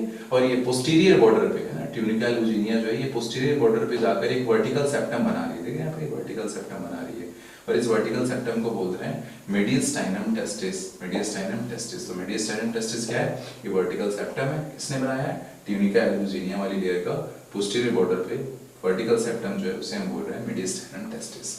जो इनर मोस्ट लेयर है दैट इज ट्यूनिका वेस्कुलोसा। देखिए इनर मोस्ट लेयर है ट्यूनिका वेस्कुलोसा, और इस इनर मोस्ट लेयर के अंदर क्या है, ये टेस्टिस का कंपार्टमेंट आ गया। तो टेस्टिस की इनर अंदर का जो कंपार्टमेंट है उसको जब हम देखते हैं बच्चे, तो इसके अंदर हमें लगभग 250 कंपार्टमेंट्स, कमरे देखने को मिलेंगे, जिनको हम बोल रहे हैं टेस्टिकुलर लोब्यूल्स। क्या बोल रहे हैं, टेस्टिकुलर लोब्यूल्स। तो इनर मोस्ट जो लेयर है उसके अंदर कितने कंपार्टमेंट है सर, लगभग 250 कंपार्टमेंट है। एक टेस्टिस के अंदर 250 कंपार्टमेंट पाए जाते हैं, और हर एक कंपार्टमेंट को हम बोल रहे हैं टेस्टिकुलर लोब्यूल्स। और ये जो टेस्टिकुलर लोब्यूल्स हैं, इन टेस्टिकुलर लोब्यूल्स के अंदर रखी रहती हैं सेमिनिफेरस ट्यूब्यूल। Seminiferous tubule. तो टेस्टिस के अंदर क्या चल रहा है, स्पर्मेटोजेनेसिस चल रही है। तो टेस्टिस के अंदर भी वो स्पर्मेटोजेनेसिस कहाँ चल रही है, अगर कोई आपसे पूछे तो आप बोलेंगे इन सेमिनिफेरस ट्यूब्यूल्स में। तो इन सेमिनिफेरस ट्यूब्यूल के अंदर स्पर्मेटोजेनेसिस चल रही है। और सेमिनिफेरस ट्यूब्यूल के अगर नंबर देखें बच्चे, तो लगभग ये 750 से 1000 सेमिनिफेरस ट्यूब्यूल हर एक टेस्टिस में पाए जाते हैं। तो हर एक टेस्टिस में कितने सेमिनिफेरस ट्यूब्यूल है, लगभग 750 to 1000। और कितने कंपार्टमेंट है, 250 कंपार्टमेंट है। तो अगर एक कंपार्टमेंट की बात करें, तो एक कंपार्टमेंट में लगभग 1 से 3 सेमिनिफेरस ट्यूब्यूल रखे रहते हैं, ठीक है। तो ये एक कंपार्टमेंट में हमें क्या मिलेंगे, 1 से 3 सेमिनिफेरस ट्यूब्यूल देखने को मिलेंगे। और ये जो तीनों ट्यूब्यूल है ना, 1 2 3 जो सेमिनिफेरस ट्यूब्यूल इनके अंदर रखे हुए हैं, ये सारे जो हैं ये कॉमन डक्ट के अंदर आकर खुल जाते हैं। सारे सेमिनिफेरस ट्यूब्यूल जो एक कंपार्टमेंट के हैं वो एक कॉमन डक्ट के अंदर आकर खुल जा रहे हैं, जिसे हम बोल रहे हैं ट्यूबुलाई रेक्टाई। क्या बोल रहे हैं इनको, ट्यूबुलाई रेक्टाई। ये कॉइल ट्यूब होती है बच्चे ना, जो सेमिनिफेरस ट्यूब्यूल होते हैं कॉइल ट्यूब होते हैं, और एक स्ट्रेट डक्ट के अंदर आकर खुल रहे हैं, जिसको हम बोल रहे हैं ट्यूबुलाई रेक्टाई। और फिर ये सारी की सारी ट्यूबुलाई रेक्टाई मिलकर एक डेंस नेटवर्क बना रही हैं। उस डेंस नेटवर्क को हम बोल रहे हैं रेटे टेस्टिस। क्या बोल रहे हैं? रेटे टेस्टिस। ये रेटे टेस्टिस क्या सर है? ट्यूबुलाई रेक्टाई का एक डेंस नेटवर्क है जिसे हम बोल रहे हैं रेटे टेस्टिस। ये सारी रेटे टेस्टिस जो है ये मिलकर क्या करती है? लगभग 10 से 20 10 to 20 डक्ट्स बना रही है जिन्हें हम बोल रहे हैं वासा इफरेंसिया। क्या बोल रहे हैं इनको हम? वासा इफरेंसिया। कितने होते हैं? लगभग 10 से 20 ये वासा इफरेंसिया देखने को मिलेंगी एक टेस्टिस के अंदर आपको। कैसे बनी है? तो इन जो ये हाईली डेंस नेटवर्क जो रेटे टेस्टिस का ये कन्वर्ज होकर ये मिलकर बना रही है लगभग 10 से 20 डक्ट बना रही है जिनको हम बोल रहे हैं वासा इफरेंसिया। फिर ये जो वासा इफरेंसिया है बच्चे ये टेस्टिस के अपर मोस्ट है ना, डोर्सल अपर मोस्ट जो बॉर्डर है टेस्टिस का वहां से होते हुए टेस्टिस के बाहर आती हैं और ये वासा इफरेंसिया जो 10 से 20 डक्ट है वो आकर एक कॉमन डक्ट में खुल जा रही हैं जिसे हम बोल रहे हैं एपिडिडाइमिस। क्या बोल रहे हैं? एपिडिडाइमिस। ठीक है, तो क्या देखा हमने? ये जो वासा इफरेंसिया है ये टेस्टिस के अपर डोर्सल बॉर्डर से, ठीक है, टेस्टिस के अपर डोर्सल बॉर्डर से निकलकर बाहर आ रही हैं और आकर क्या कर रही हैं? ये वासा इफरेंसिया जो सारी डक्ट हैं ये मिल जा रही हैं, एक कन्वर्ज हो जा रही है एक सिंगल डक्ट के अंदर, एक सिंगल हाईली कॉइल्ड डक्ट के अंदर जिसे हम बोल रहे हैं एपिडिडाइमिस। और ये जो एपिडिडाइमिस डक्ट है बच्चे इसकी लेंथ जो है लगभग 6 मीटर लेंथ होती है, इसकी 6 मीटर लंबी डक्ट होती है। और ये इनिशियल जो इसका पोर्शन है वो हाईली कॉइल्ड पोर्शन होता है और इस एपिडिडाइमिस का इनिशियली हाईली कॉइल्ड जो पोर्शन है उसको हम बोलते हैं कैपट, है ना, कैपट एपिडिडाइमिस। मिडिल जो पोर्शन है उसे हम बोलते हैं कॉर्पस और जो इसका सबसे लास्ट डिस्टल पोर्शन है उसे हम बोल रहे हैं कॉर्डा। ये लीस्ट कॉइल्ड पोर्शन है एपिडिडाइमिस का, उसे हम बोल रहे हैं कॉर्डा। और फिर ये एपिडिडाइमिस किस में कंटिन्यू हो जाती है? चलिए ये कंटिन्यू हो जाती है वॉस डिफरेंस में। एपिडिडाइमिस किस में कंटिन्यू हो गई? वॉस डिफरेंस में।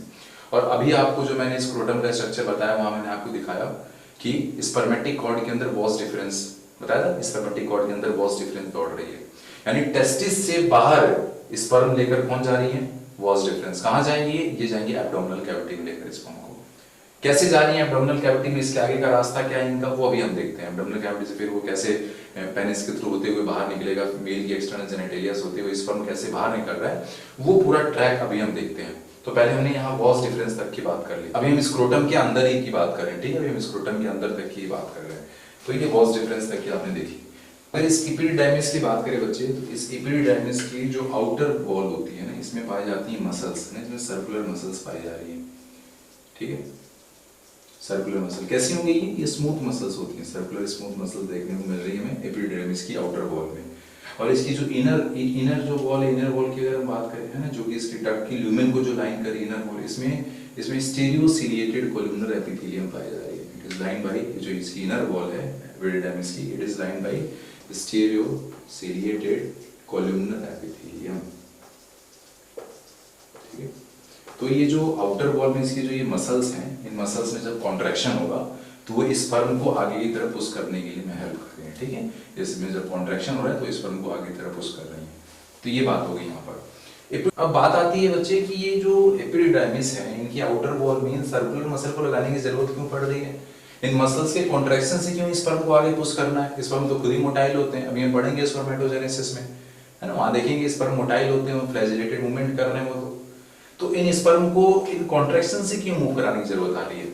तो अगर हम देखें बच्चे ये जो स्पर्म यहाँ पर सेमिनिफेरस ट्यूब्यूल में जो स्पर्म बना है वो हाईली मोटाइल स्पर्म है और स्पर्म बनते ही तो बॉडी के बाहर इजैकुलेट नहीं कर दिया जा रहा है, वो तो मेल की बॉडी में स्टोर किया जा रहा है बनाने के बाद उसको, और जब तक उसको स्टोर किया जा रहा है उस टाइम पर अगर वो स्पर्म हाईली मोटाइल रहेगा, जब तक इसको स्टोर किया जा रहा है उस टाइम पर भी अगर वो हाईली मोटाइल है तो उसकी पूरी एनर्जी तो यहीं पर खत्म हो जाएगी। तो जब वो फीमेल की जेनाइटिलिया में ट्रांसफर होगा सर तो वहां पर वो मूव नहीं कर पाएगा, सारी मोटिलिटी उसकी यहीं खत्म हो गई।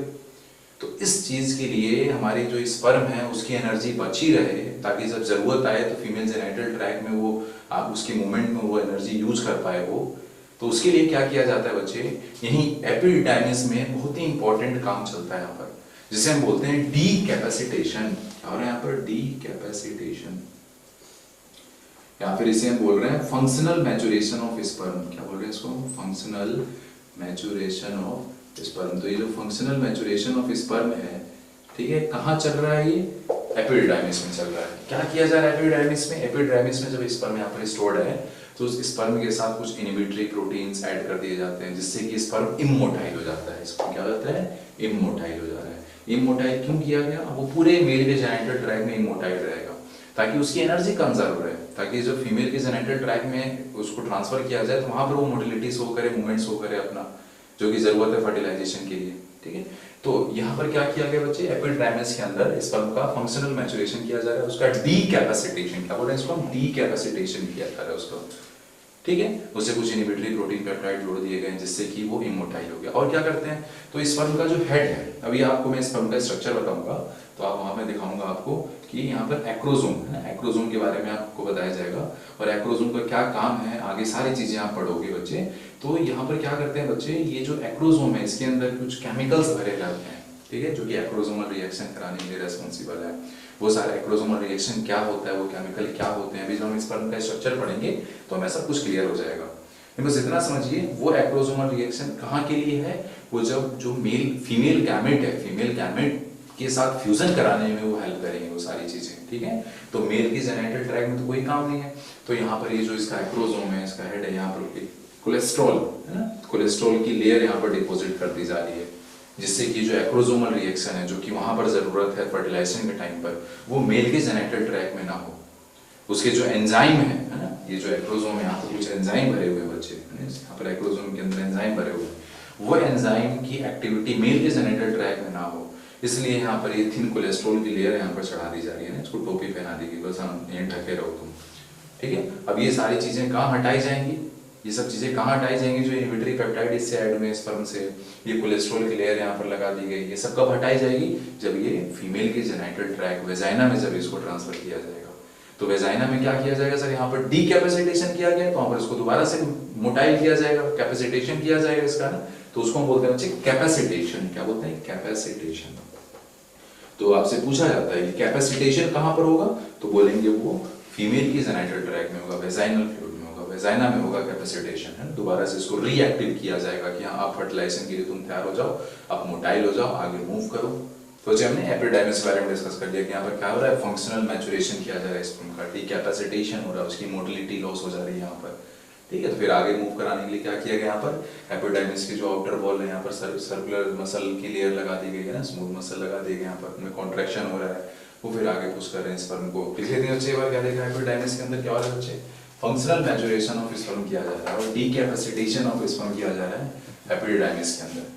क्या होता है इस दौरान, some inhibitory proteins are released by epididymis which suppress the motility of sperm, जो कि sperm की motility को suppress करते रहे, so that sperm becomes immotile in whole male genital tract। ऐसा करना क्यों जरूरी है, ताकि उसकी एनर्जी कंजर्व रहे and conserve the energy of sperm, sperm की एनर्जी कंजर्व रहे, ताकि जब उसकी जरूरत पड़े तो अपनी पूरी एनर्जी दे यूज कर पाए। और क्या करते हैं यहाँ पर, a thin cholesterol layer is formed around acrosome. Acrosome क्या होता है, कौन सा पार्ट है स्पर्म का एक्रोसोम, अभी हम स्पर्म का स्ट्रक्चर देखेंगे, बहुत अच्छे से क्लियर हो जाएगा सब कुछ हमारे, है ना। Acrosome part of the sperm. क्यों ऐसा किया गया, क्यों वहां पर कोलेस्ट्रॉल की लेयर बनाई हम लोगों ने स्पर्म के एपेक्स पे, ताकि एक्रोसोमल रिएक्शन मेल के जेनिटल ट्रैक में ना हो ना, to so that to prevent premature leakage of the acrosomal enzymes. Acrosomal enzymes का premature leakage male genital tract में ना हो जाए, एक्रोसोमल रिएक्शन है ना वो मेल जेनिटल ट्रैक में ना हो जाए। उनका जब उनकी जरूरत कहाँ पर है सर, वहां पर जब फर्टिलाइजेशन की बात आएगी, हम सब कुछ डिस्कस करेंगे आगे। अभी तो बच्चे हमने वॉस डिफरेंस तक की बात कर ली थी, स्क्रोटम के अंदर जो भी प्रेजेंट है। अब उसकी पूरी जर्नी देख लेते हैं, कैसे स्पर्म को बॉडी के बाहर इजेकुलेट किया जाएगा, कैसे स्पर्म को पेनिस तक पहुंचाया जाए, मेल के एक्सटर्नल जेनिटल ऑर्गन तक पहुंचाया जाए।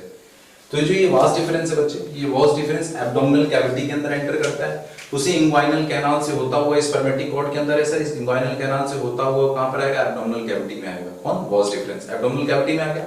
एब्डोमिनल कैविटी में आने के बाद क्या हो रहा है, ये वास डिफरेंस यूरेटर्स के अराउंड टर्न लेके यूरिनरी ब्लैडर के पीछे आ गया है ना, यूरेटर के अराउंड टर्न लेके से देखो, ये यूरिनरी ब्लैडर ऐसे रखा हुआ है और ये मान लो यूरेटर हो गया, और ये इंग्वाइनल कैनाल से ऐसे आया और ये यूरेटर के राउंड ऐसे टर्न लिया, ये टर्न लेके आ गया पीछे, है ना, यूरिनरी ब्लैडर के पीछे आ गया ये। ठीक है, तो ये रास्ता है, इंग्वाइनल कैनाल से ऐसे पास होकर एब्डोमिनल कैविटी में आया, और ये आया ऐसे यहाँ पर यूरेटर के अराउंड टर्न लिया, यूरेटर के अराउंड टर्न लेके ये चला गया यूरिनरी ब्लैडर के पीछे।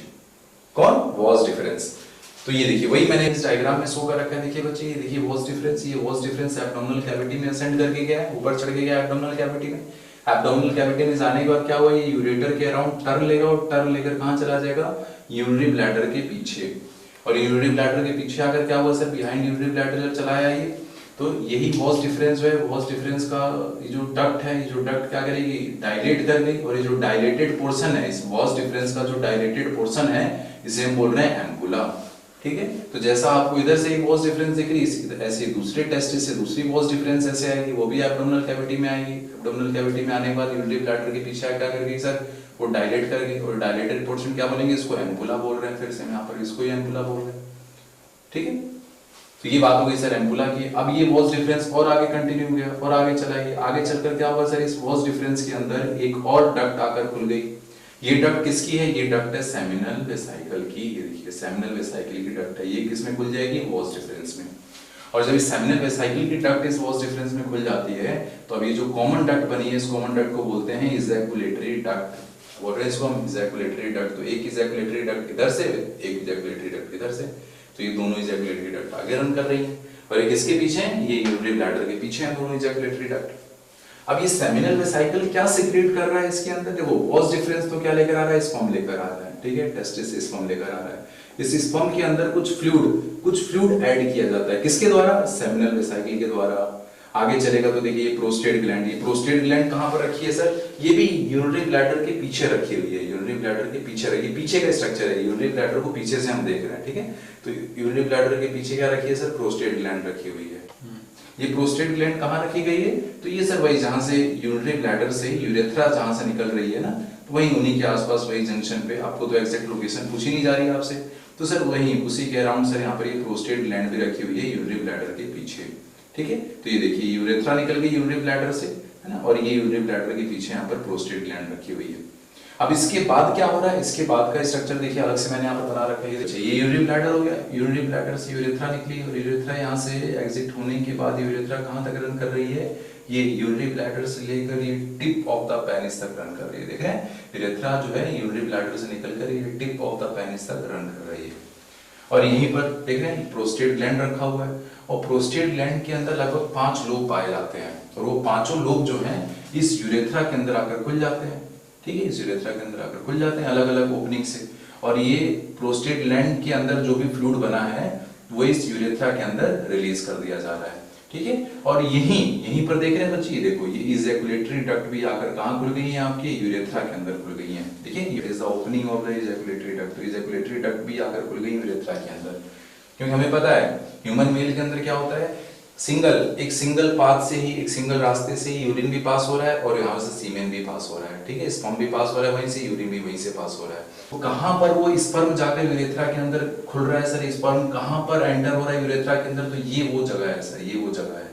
ठीक है, ये वो जगह है, देखिए है ना, it is the opening of the ejaculatory duct, और इजैकुलेटरी डक्ट क्या लेकर आ रही है, स्पर्म लेकर आ रही है, और स्पर्म रिलीज कर दिया गया यहाँ पर यूरेथ्रा के अंदर।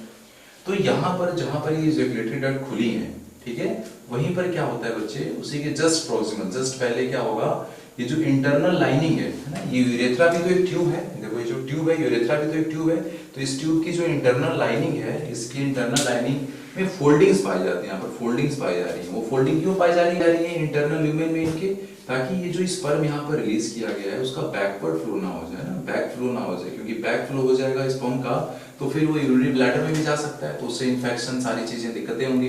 तो यहाँ पर ये जो यूरेथ्रा है, इसकी जो इंटरनल लाइनिंग है, इसमें फोल्डिंग्स पाई जा रही है, ताकि स्पर्म का बैक फ्लो ना हो, पीछे ना जाए स्पर्म। ठीक है, तो ये हमने देख लिया बच्चे कि स्पर्म जो है वो किस पॉइंट पर इस यूरेथ्रा के अंदर आ रहा है।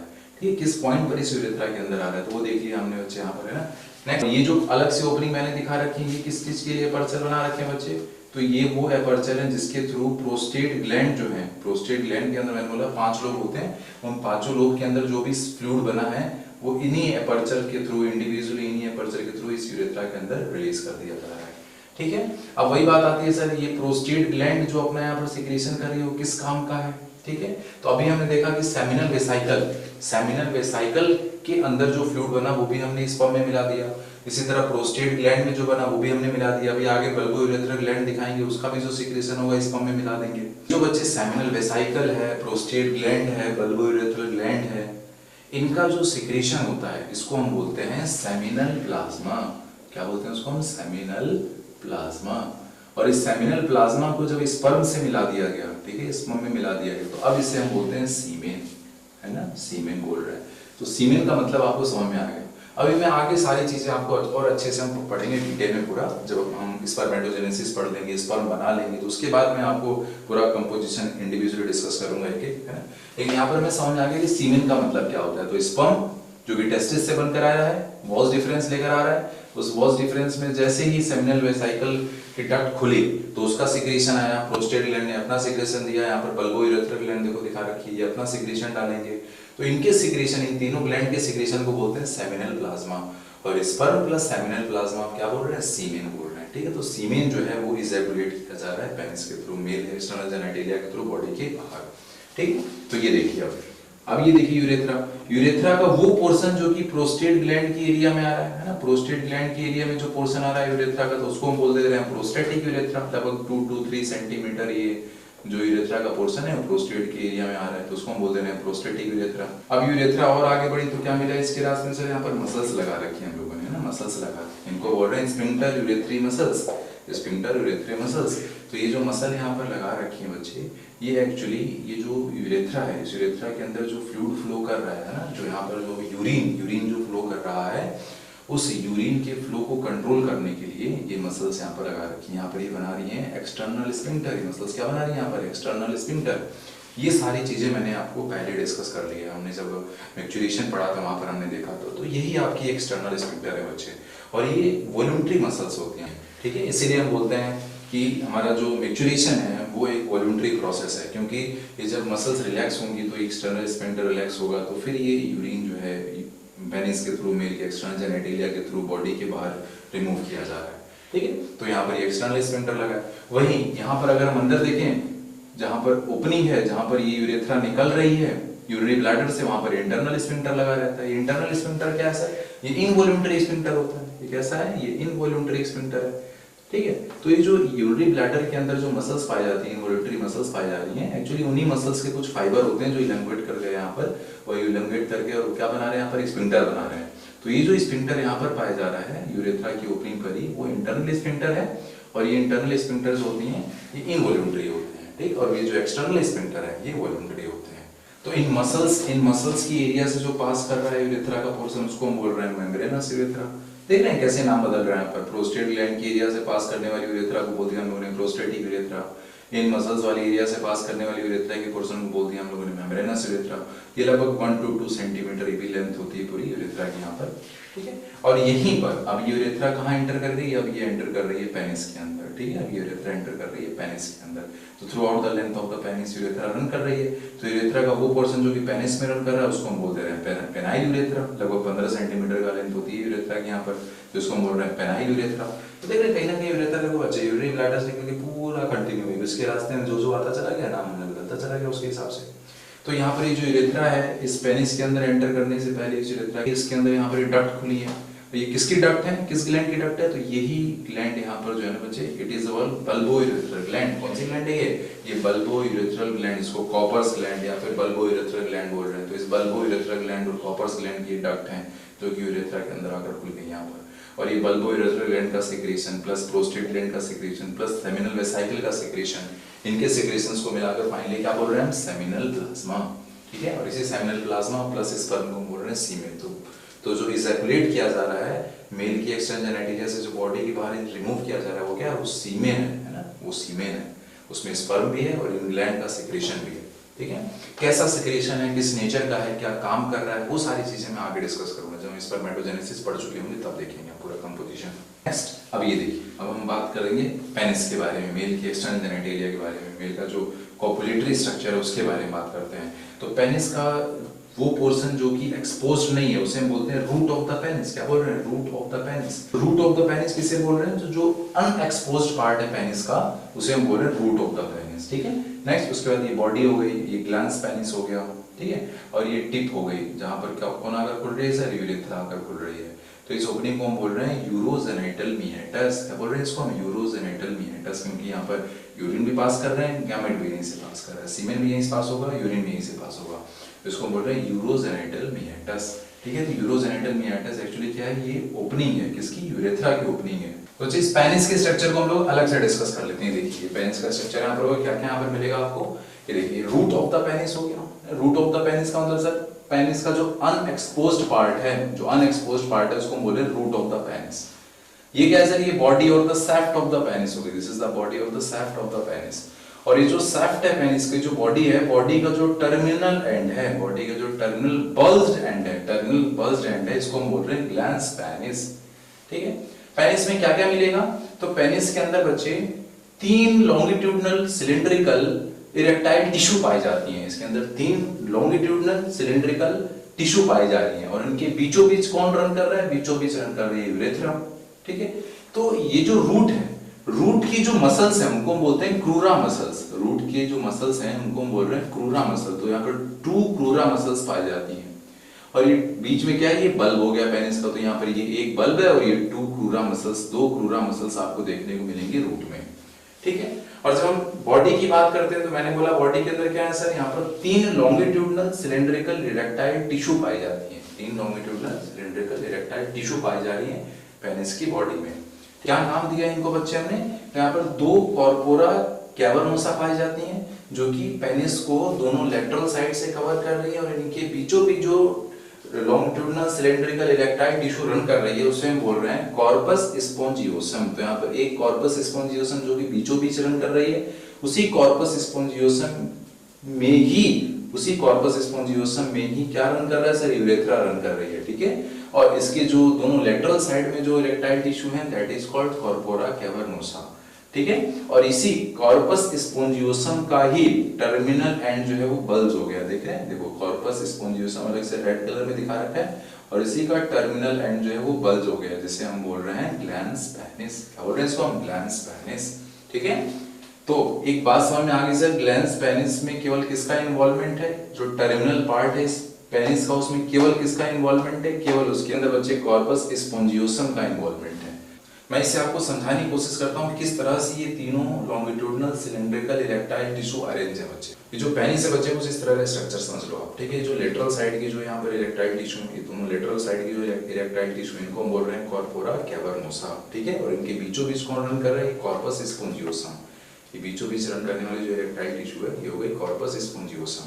और इस कॉर्पस स्पोंजियोसम के बीचों बीच कौन रन कर रहा है, इस कॉर्पस स्पोंजियोसम के बीचों बीच ऐसे रन कर रही है यूरेथ्रा। इस कॉर्पस स्पोंजियोसम के बीचों बीच रन कर रही है यूरेथ्रा, जो कि इस कॉर्पस स्पोंजियोसम के टिप पर जाकर खुल रही है। ठीक है, इसके टिप पर जाकर खुल रही है, और इसके टिप पर यूरेथ्रा की जो ओपनिंग है इसको हम बोल रहे हैं यूरोजेनिटल मीएटस।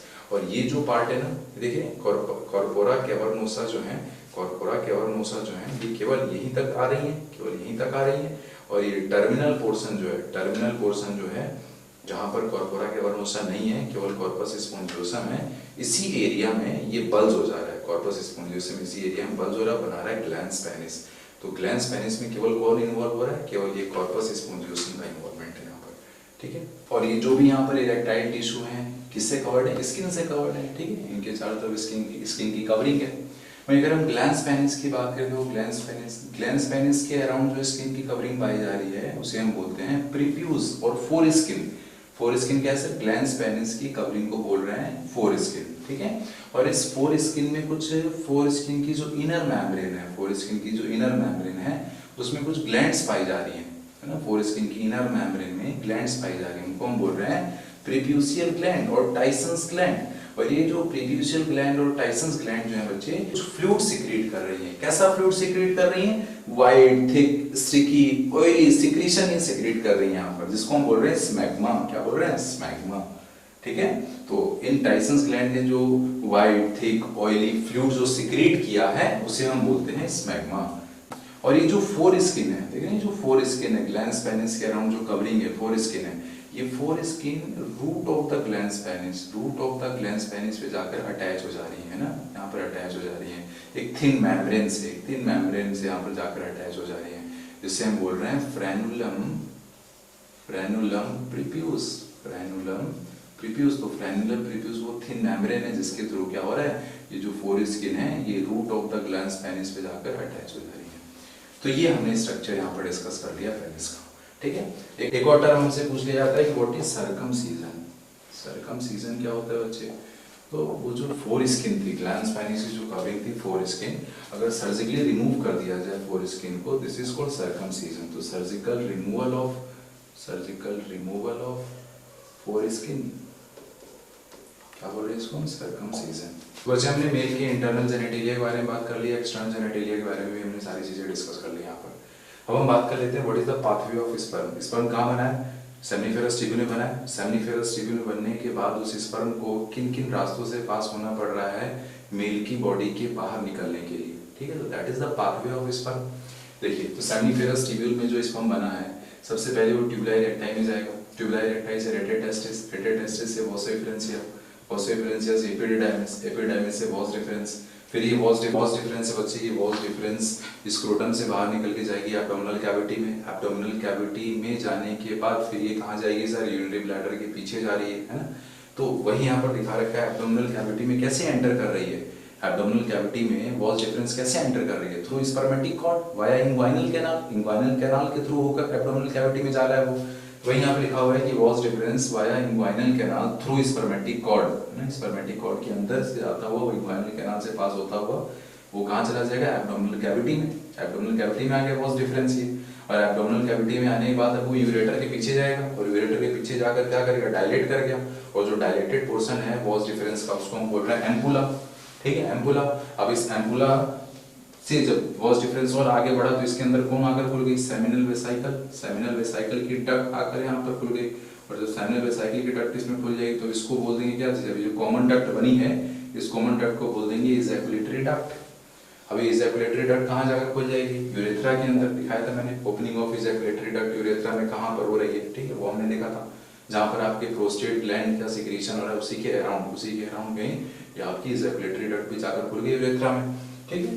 फिर क्या होगा सर, यूरेथ्रा के अंदर आ गई, यूरेथ्रा में आ गई, यूरेथ्रा कहाँ जाकर खुल जाएगी, tip of the penis, tip of the penis में जाकर यूरेथ्रा खुल गई थ्रू यूरोजेनेटल मियाटस। अब उस यूरोजेनेटल मियाटस से सीमेन बॉडी के बाहर इजैकुलेट कर दिया जाएगा, सीमेन बॉडी के बाहर इजैकुलेट कर दिया गया, तो उसको हम बोल रहे हैं सीमेन इजैकुलेशन। सीमेन क्यों बोला, क्योंकि स्पर्म प्लस सेमिनल प्लाज्मा, मैंने बताया सेमिनल प्लाज्मा किसका सिक्रीशन है वो हमने डिस्कस कर लिया, ठीक है। अब ये जो स्पर्म मेल की बॉडी से बाहर निकला है थ्रू इजैकुलेशन, अब इसको कहाँ ट्रांसफर किया जाएगा, फीमेल की जेनेटिलिया में है, तो इसे हम बोलेंगे इंसेमिनेशन। क्या बोल रहे हैं, इंसेमिनेशन। इंसेमिनेशन का मतलब क्या हुआ, entry of semen into vagina, vagina में सीमेन की एंट्री को बोल दिया हम लोगों ने इंसेमिनेशन। तो ये जो पूरा डक्टुलर सिस्टम हमने यहाँ पर देखा है, इसमें से ये ट्यूबुलाई recti, rete testis, vasa differentia, यहाँ तक का जो पार्ट है, यहाँ तक का जो डक्ट, यहाँ तक की जो डक्टुलर सिस्टम है, ये टेस्टिस के अंदर पाई जाती है सारी डक्ट। कहाँ पर है, टेस्टिस के अंदर है, तो इसको लिखा है इंट्रा, लिखा बच्चे इंट्रा टेस्टिकुलर डक्टुलर सिस्टम। तो tubuli recti, rete testis, vasa efferentia सब टेस्टिस के अंदर है डक्ट, है ना। फिर मैंने बताया था याद कीजिए कि फॉसा डिफरेंशिया टेस्टिस के अपर डोर्सल पोर्शन से बाहर निकल कर आ रही, मतलब कि अब वो बाहर आ गई ना, बाहर आ गई, किसमें खुल गई, एपिडिडाइमिस के अंदर, यानी एपिडिडाइमिस, वॉस डिफरेंस, ये सब टेस्टिस के बाहर है, तो they are the extra testicular ductular system, extra testicular ductular system. वहीं एक टर्म आपसे अगर लिखा है कहीं टेस्टिकल, तो what is testicle, testicle is equal to testis plus epididymis, plus epididymis, तो टेस्टिस प्लस एपिडिडाइमिस को हम क्या बोल दे रहे हैं बच्चे, टेस्टिकल्स, टेस्टिकल। बाकी ये पूरा पाथवे तो हमने बाकी देखी है यहाँ पर, ठीक है। तो this is the pathway of sperm, इससे भी आपसे क्वेश्चन पूछा जाता है। ये पाथवे जो है, ये पूरा सीक्वेंस जो है, सीक्वेंस को गड़बड़ करके वो आपसे क्वेश्चन में अगर पूछ देंगे, ट्यूबुलाई रेक्टाई को वॉस डिफरेंशिया में खोल देंगे, वॉस डिफरेंशिया को रेटे टेस्टिस में खोल देंगे, रेटे टेस्टिस को वॉस डिफरेंस में खोल देंगे, वॉस डिफरेंस को एपिडिडाइमिस में खोल देंगे। तो अब आपको देखना पड़ेगा कौन सा सीक्वेंस सही है ना पाथवे ऑफ स्पर्म का। नेक्स्ट अब यहीं पर डिस्कस कर लेते हैं बच्चे इरेक्शन ऑफ पेनिस के बारे में। तो इरेक्शन ऑफ पेनिस से आपसे क्वेश्चन ये पूछा जाता है कि इरेक्शन ऑफ पेनिस के लिए कौन रेस्पॉन्सिबल होता है।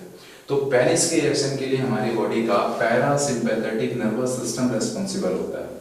और वहीं अगर आपसे क्वेश्चन पूछा जाए कि इजैकुलेशन के लिए कौन रेस्पॉन्सिबल है, तो सीमेन की इजैकुलेशन के लिए बच्चे सिंपैथेटिक नर्वस सिस्टम रेस्पॉन्सिबल होता है।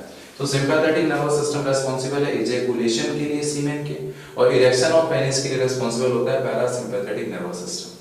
अब हम पूरी मैकेनिज्म यहाँ पर एक बार डिस्कस कर लेते हैं, जिससे क्वेश्चन तो नहीं पूछा जा रहा आपसे, क्वेश्चन जो पूछा जा रहा है मैंने बता दिया आपको, लेकिन पूरी मैकेनिज्म यहाँ पर देख लेते हैं कि इरेक्शन ऑफ पेनिस के पीछे क्या मैकेनिज्म है।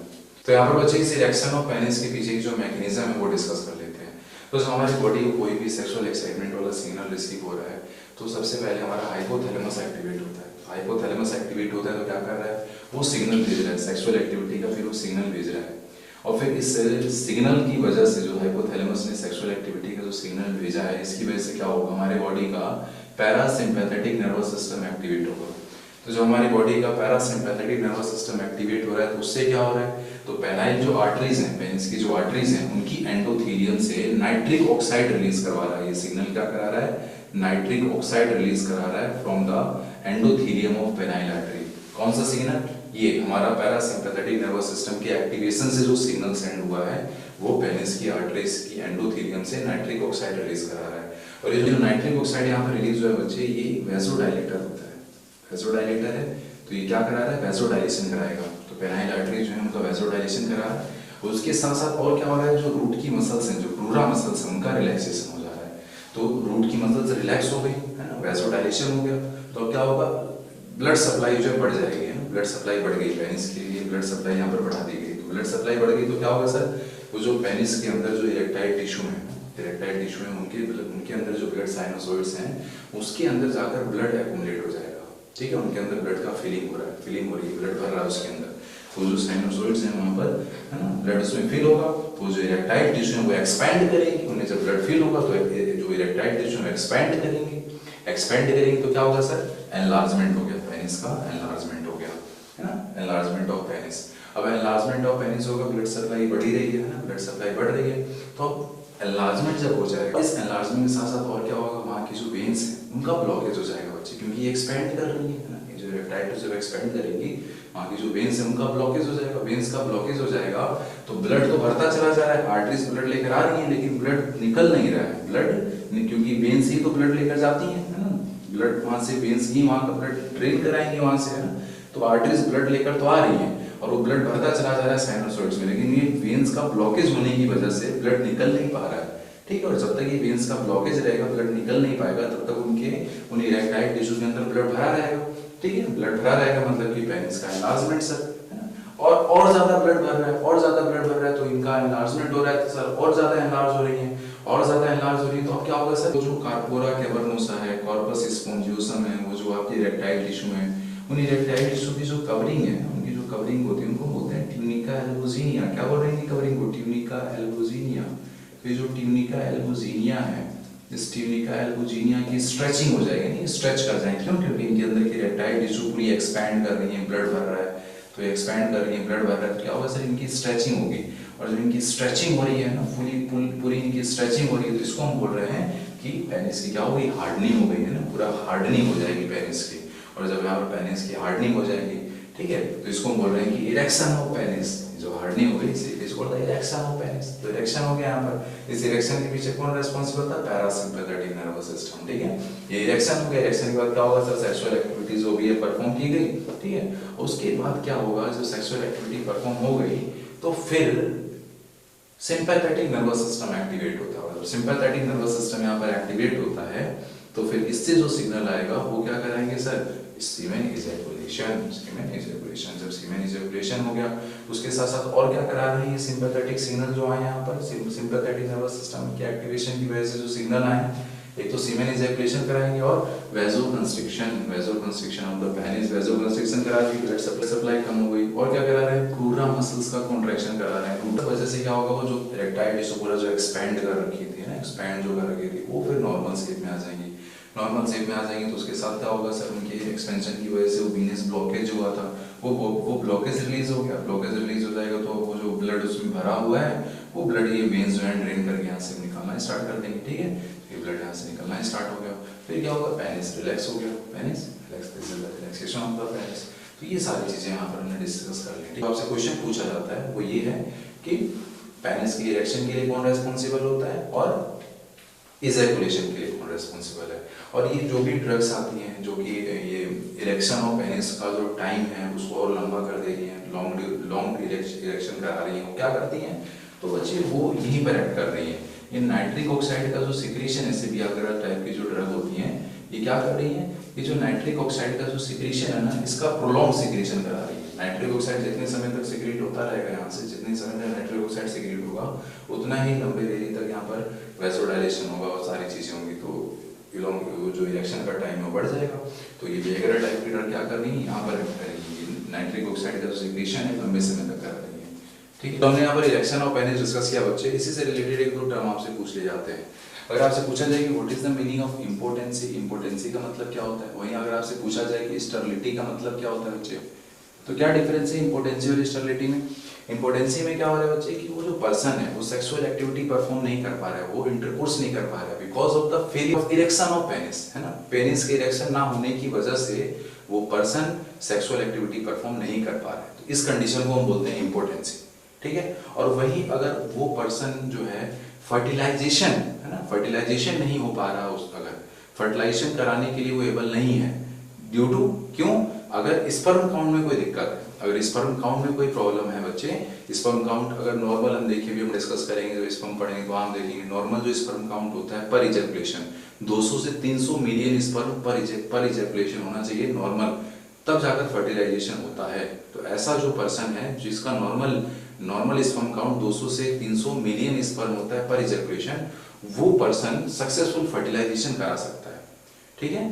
तो अगर फर्टिलाइजेशन नहीं हो पा रहा है स्पर्म काउंट कम होने की वजह से, या फिर स्पर्म काउंट नॉर्मल है तो स्पर्म जो वहां पर डेड है, सारी कंडीशन अभी हम डिस्कस करेंगे, तो इन सब वजह से अगर वो पर्सन रिप्रोड्यूस नहीं कर पा रहा है तो इस कंडीशन को हम बोलते हैं स्टरलिटी, ठीक है। तो इंपोर्टेंसी में क्या हो रहा है sir, failure of erection of penis, erection of penis में प्रॉब्लम है जिसकी वजह से वो सेक्सुअल एक्टिविटी परफॉर्म नहीं कर पा रहा है। और स्टरलिटी में क्या है सर, स्टरलिटी वाली कंडीशन में स्पर्म काउंट कम हो गए जिसकी वजह से फर्टिलाइजेशन नहीं हो पा रहा है।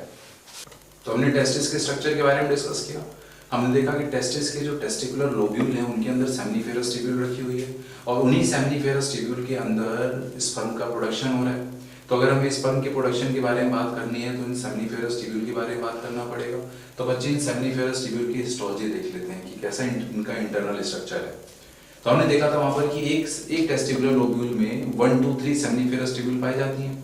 तो यही मैंने यहाँ पर ये 3 सेमिनिफेरस ट्यूब्यूल का क्रॉस सेक्शन यहाँ पर कट करके ड्रॉ किया हुआ है। और इन सेमिनिफेरस ट्यूब्यूल के बीच में जो सेल्स पाई जा रही हैं इनको हम इंटरस्टिशियल सेल बोल रहे हैं, ठीक है।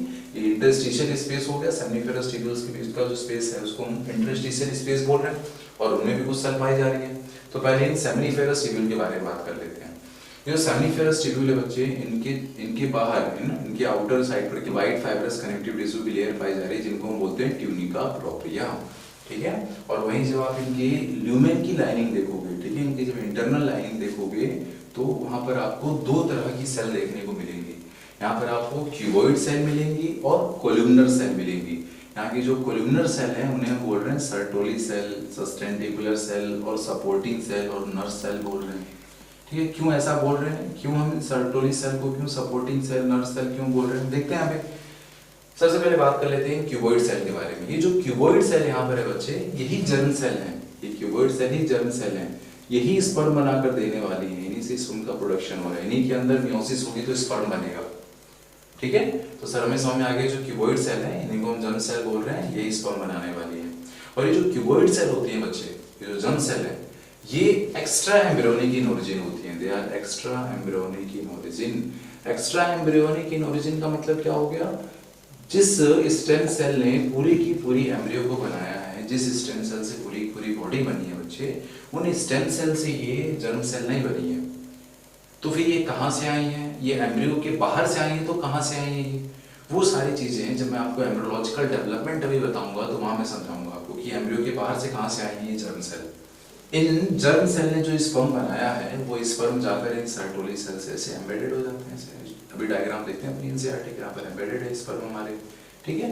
और ये जो सर्टोली सेल है इन स्पर्म को न्यूट्रिशन प्रोवाइड कर रही हैं, इनको प्रोटेक्शन दे रही हैं। प्रोटेक्शन कैसे दे रही हैं, तो ये जो सर्टोली सेल है बच्चे, ये ब्लड टेस्टिस बैरियर बनाती हैं। क्या बना रही है, ब्लड टेस्टिस बैरियर। क्यों ब्लड टेस्टिस बैरियर बनाना है, क्योंकि हमारी ब्लड की जो फैगोसाइटिक सेल है वो हमारे बॉडी की सेल को पहचानती हैं और बाहरी सेल कोई भी आएगी तो उनको फैगोसाइटोसिस कर देंगी, डिस्ट्रॉय कर देंगी। और हमारी बॉडी की सेल कैसी हैं, डिप्लॉइड है। और ये जो स्पर्म है, ये स्पर्म कैसा है, हैप्लॉइड है। तो इस हैप्लॉइड स्पर्म को बचाना पड़ेगा, तो उसको बचाने के लिए सर्टोली सेल क्या कर रही है, ब्लड टेस्टिस बैरियर बना रही है, ठीक है। और क्या कर रही है सर्टोली सेल, तो जो डेड इंजर्ड स्पर्म जो यहाँ पर पड़े हुए हैं उनकी फैगोसाइटोसिस भी कर रही है ये सर्टोली सेल, ठीक है। देखिए और क्या क्या सिक्रीट कर रही है, देखो यहाँ पर मैंने लिखा है, ये सर्टोली सेल जो है ये बनाती है anti Mullerian hormone, androgen binding protein और इनिबिन, ठीक है। क्या काम है इनका वो हम देखते हैं अभी। एंटी मुलेरियन हार्मोन का तो काम देखते ही समझ में आ रहा है आपको, जो मुलेरियन डक्ट है उसका रिग्रेशन करा रही है ये, ठीक है। ये जो आपके एंड्रोजन बाइंडिंग प्रोटीन इनका क्या काम है, इनहिबिन का क्या काम है, तो वो अभी हम देखते हैं आगे। ये देखिए जो इंटरस्टिशियल स्पेस है, इस इंटरस्टिशियल स्पेस में पाई जाती हैं लेडिक सेल पाई जा रही है। क्या पाई जा रही है यहाँ पर, लेडिक सेल पाई जा रही है। लेडिक सेल्स को हम इंटरस्टिशियल सेल भी बोल रहे हैं, ठीक है, क्योंकि इंटरस्टिशियल स्पेस में प्रेजेंट है इसलिए इसको इंटरस्टिशियल स्पेस, इंटरस्टिशियल सेल बोल रहे हैं।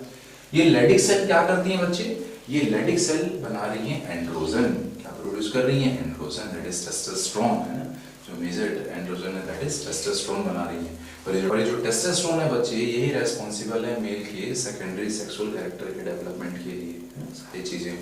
तो ये कब टेस्टोस्टेरोन कब बनाना स्टार्ट कर रहे हैं ये लोग, at the time of puberty, puberty के टाइम पर। सर कैसे हो रहा है, तो वो अभी हम सारी चीजें आगे डिस्कस करेंगे, कैसे रेगुलेट किया जा रहा है इनके सिंथेसिस को, वो हम आगे डिस्कस करते हैं।